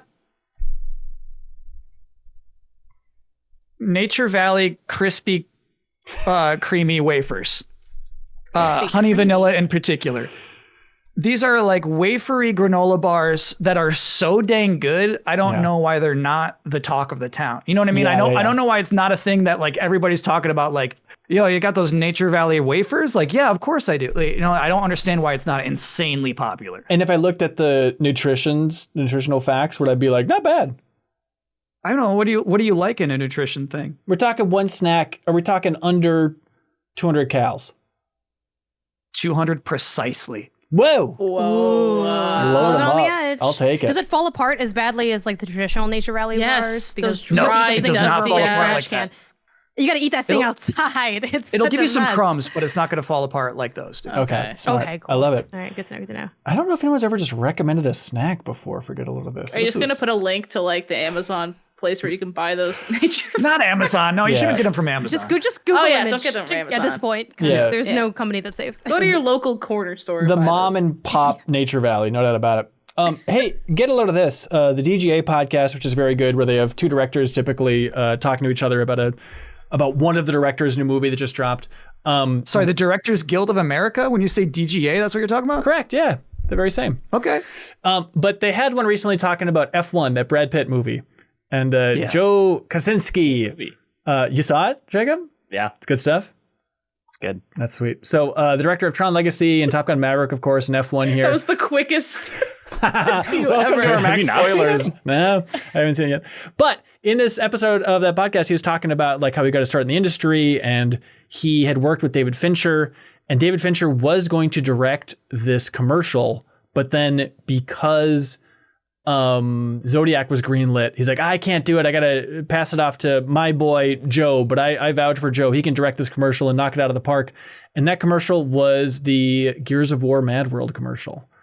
That's where this director got his start, was directing that commercial. God. And he said that he was brought onto it and they had to choose between two songs. And it was going to be either Mad World or This Is the End by The Doors. And then Still would have worked. I think it would have worked. Yeah. I think it would have, yeah. Yeah. And they went with Mad World, and he's like, oh, I guess that commercial is quite popular too. So I had no idea that director started with that. Bananas. And David Fincher was supposed to direct that. Yep. That's also crazy. I know. Weird deal. Links below for all this stuff if you want to check it out. Get a load of this. I have been going all in on Death Stranding 2 Easter eggs. One of my favorite things about Kojima games is they just have so many weird kind of like high effort things hidden behind just like most players will never see this. One of them, this is not a plot spoiler at all, but if you play the song by the artist Daiichi Miura, who's a Japanese pop star, I think, play the song Horizon Dreamer on your little iPod in your room quarters, and then you talk to Dollman will jump up and do a full choreographed dance where there are 5 doll men dancing on a little stage in front of you, and then one of them turns into Daiichi Miura, and they keep dancing. I'm sorry if I'm pronouncing that name wrong. But the thing that I was just like beside myself about is like you have 4 doll men and they're all doing the same choreography, but you can tell that they are visibly motion captured by they're different sessions. It's not just the same doll cloned 4 times. It's like 4 different dancers doing the same choreography. I'm just like, how much effort went into this tiny little Easter egg that most players could play 100 hours of this game and never see? It's incredible. I love that he does this. This is beautiful. Below this, I thought this would be fun given our earlier discussion on Garfield. There's this like fan-made Garfield con. I don't know if it's officially called Garfield Con or Garfield Gathering, but it's like just some people that like get a hotel block and I guess rent like an officey room and they throw their own con and they like go to each other's rooms and like buy from their like collections. And I'm just like, that's some hardcore stuff, you know? Shout to that. Shout out. That's my share. It's Janet, have you seen the I Think You Should Leave Garfield sketch? No. Sick of this scared. immediately. Because you know what? Good. When I heard like Haley say, "Oh," it's like, "Oh, maybe they are sweet. Maybe they're not like the I Think You Should Leave sketch. You know, maybe they are sweet." I'll see if there's a version of this online that I can send you. You'll love Yeah, it. add that into my get a load of this, just so that everyone can kind of have the same experience in the got it. audience. Smart. Thank you. So get a load of this. I also brought a Death Stranding 2 Easter egg, and I was so roll back the tape because I thought Jacob was about to say the exact one I did. Oh, I was that's so fun. about to be like shocked, and then you said something else. But mine was there's, I guess, spoilers for an Easter egg, but there's a bespoke like happy birthday scene if you play on your birthday, and it's very sweet. It's like they all come out with a cake. I know Metal Gear Solid 5 had something similar. They all come out, they have a cake, and there's like a pizza. They're like, yay! And they talk to you directly, like as the player. You think you're Norman Reedus for a sec, but then he comes out and he's like, happy birthday! And like talks to you. I don't know, I love that. Imagine like somebody playing and they had a bad birthday and like no one's happy birthday, they're having a lonely day, and they open the game and they get. I think that's really nice. I don't know. Sweet. Thank you, Very sweet. Kojima. Love it. Yeah, but it's not as cool as Jacob's one. So no, yeah. No, it's still good. It's still good. Get a load of this from the community in the Discord. They have a channel where it's just all the best headlines, everything you need to know from the internet without the trash, just scrolling all day, every day there. And so Leafeon, the pizza dog, they shared a Games Radar story with the headline, I might never finish this game, so I'm releasing the demo. After 9 years, a short hike developer soft cancels their Paper Mario inspired RPG, but lets players try a build. I love this trend of just like, hey, you know what, this game isn't working, but here you go, everybody. Like we saw it earlier this year, I think, even with like the follow-up to Celeste from that team, Earthblade, when that was canceled. Then Lena Raine was just like, here's the entire soundtrack if you want to hear it, by the way. Like, what am I going to just sit on this? Like, enjoy if you want. It's never going to happen. The end. So link below if you want to check out that Paper Mario inspired game from the Short Hike developers. Cool stuff. Kyle, you're about to explode. I'm looking at your mouth opening like a little fish. Is it time for the rumor meister? Is it time? Has the file finished extracting, decoding? Hang on, 99%, 100%. Yeah, we've unlocked the file. Okay. All right, I'm ready. I'm super ready for this. Okay, this is the Rumor Meister with their first report they sent into MinnMax here. Let's see how this goes. Okay. Rumor Meister here. once again digging through the secret back alley waste of Video Game City. And that's exactly where I've dredged up this massive scoop. The upcoming remaster of Halo 1 will feature an entirely new original soundtrack composed by the one and only opera singers from the 877 Cash Now commercials. Yes, No way. yes, all true. That And can't be get this, the Rumor Meister managed to dig up a massive megaton. Sony is moving forward with a new feature for the PlayStation 6. If you fail a game too many times in a row, the console has the power to tickle your parents. No. Indeed, No. stranger than fiction. No way. Lastly, it's dangerous for me to say this at this time, but the Rumor Meister thinks you need to hear it. The Rumor Meister understands that in the upcoming Tomb Raider game, Lara Croft is going to have a bold new physical feature. Okay. An extra little mouth on the back of her neck. That's all the Rumor Meister has to share this week. way! Though next week I'll be meeting up with a long-lost friend who says they have a bombshell too crazy to share online. I won't tell you where I'm headed yet, but let's just say the Rumor Master spent 400th of a Bitcoin on my flight. Until next time, trust the shadows, deny the light. The Rumor Meister takes flight. Wow. Instructions unclear. I sawed my leg off because I thought I was being asked to do that to save my family. That cannot be true. None of that. That's That was insane. so wild. That's wild stuff. The grifters aren't going to know what to do with that Tomb Raider thing. They're like, am I How mad? did they get Am I more that info? excited? I don't That know. is in the loop. That was really brave of them to risk, giving us that info. Unbelievable. Yeah. Rumor It Meister, can't ladies and be gentlemen. What'll they dig up next? Subscribe to the MinnMax Show in your favorite podcast app. You tell us what the Rumor Meister will dig up next. That is Don't it. tell us that. Okay, sorry. That is it for the new episode of the MinnMax Show podcast. Thank you so much, everybody, for watching, listening, sharing. Kyle Bosman, thank you for being here, sir. It's a pleasure. Yeah, it's going to be a fun month. Is there anything that you're looking forward to the most out of this month? Donkey Kong Bonanza. Oh, you mean like here with MinnMax? I guess so. Yeah, I don't know. Donkey Kong Bonanza 2. Just chilling with people who are having a good time. It's fun. Okay, all right, sweet. Let's see. On the channel this week, new show plus on the YouTube channel. It is a series called Kyle Fixes the MinnMax Show with a bunch of ideas. I can't imagine that's relevant anyway, but you can check that on New Show Plus if you'd like to check that out. You can vote for I another would like episode to next point week. out, I took a clip from that channel of Kyle Bosman saying, pew pew bang, needs no fixes. That's not what we're talking about here today, or something to that effect. It's perfect. And the girlies loved that. Thank you, Kyle Bosman. The girlies went wild. Let's see. On Monday, we had an interview, MinnMax interview with Chris Plant. It went up on our YouTube channel and also in that bonus podcast feed. The former editor-in-chief of Polygon, obviously co-host of The Besties, the unbelievably popular podcast. It is him talking about his journey with his end of the run at Polygon. Obviously, the brutal layoffs that happened with Polygon earlier this year and how that launched him into creating Post Games, which is an excellent podcast there that Kelsey Lewin was on. So you can check it out there. But shout out to Chris Plant for talking about his entire saga. We also mentioned earlier, we fought Giant Bomb valiantly in Rematch that archives up on the YouTube channel. Pew Pew Bang!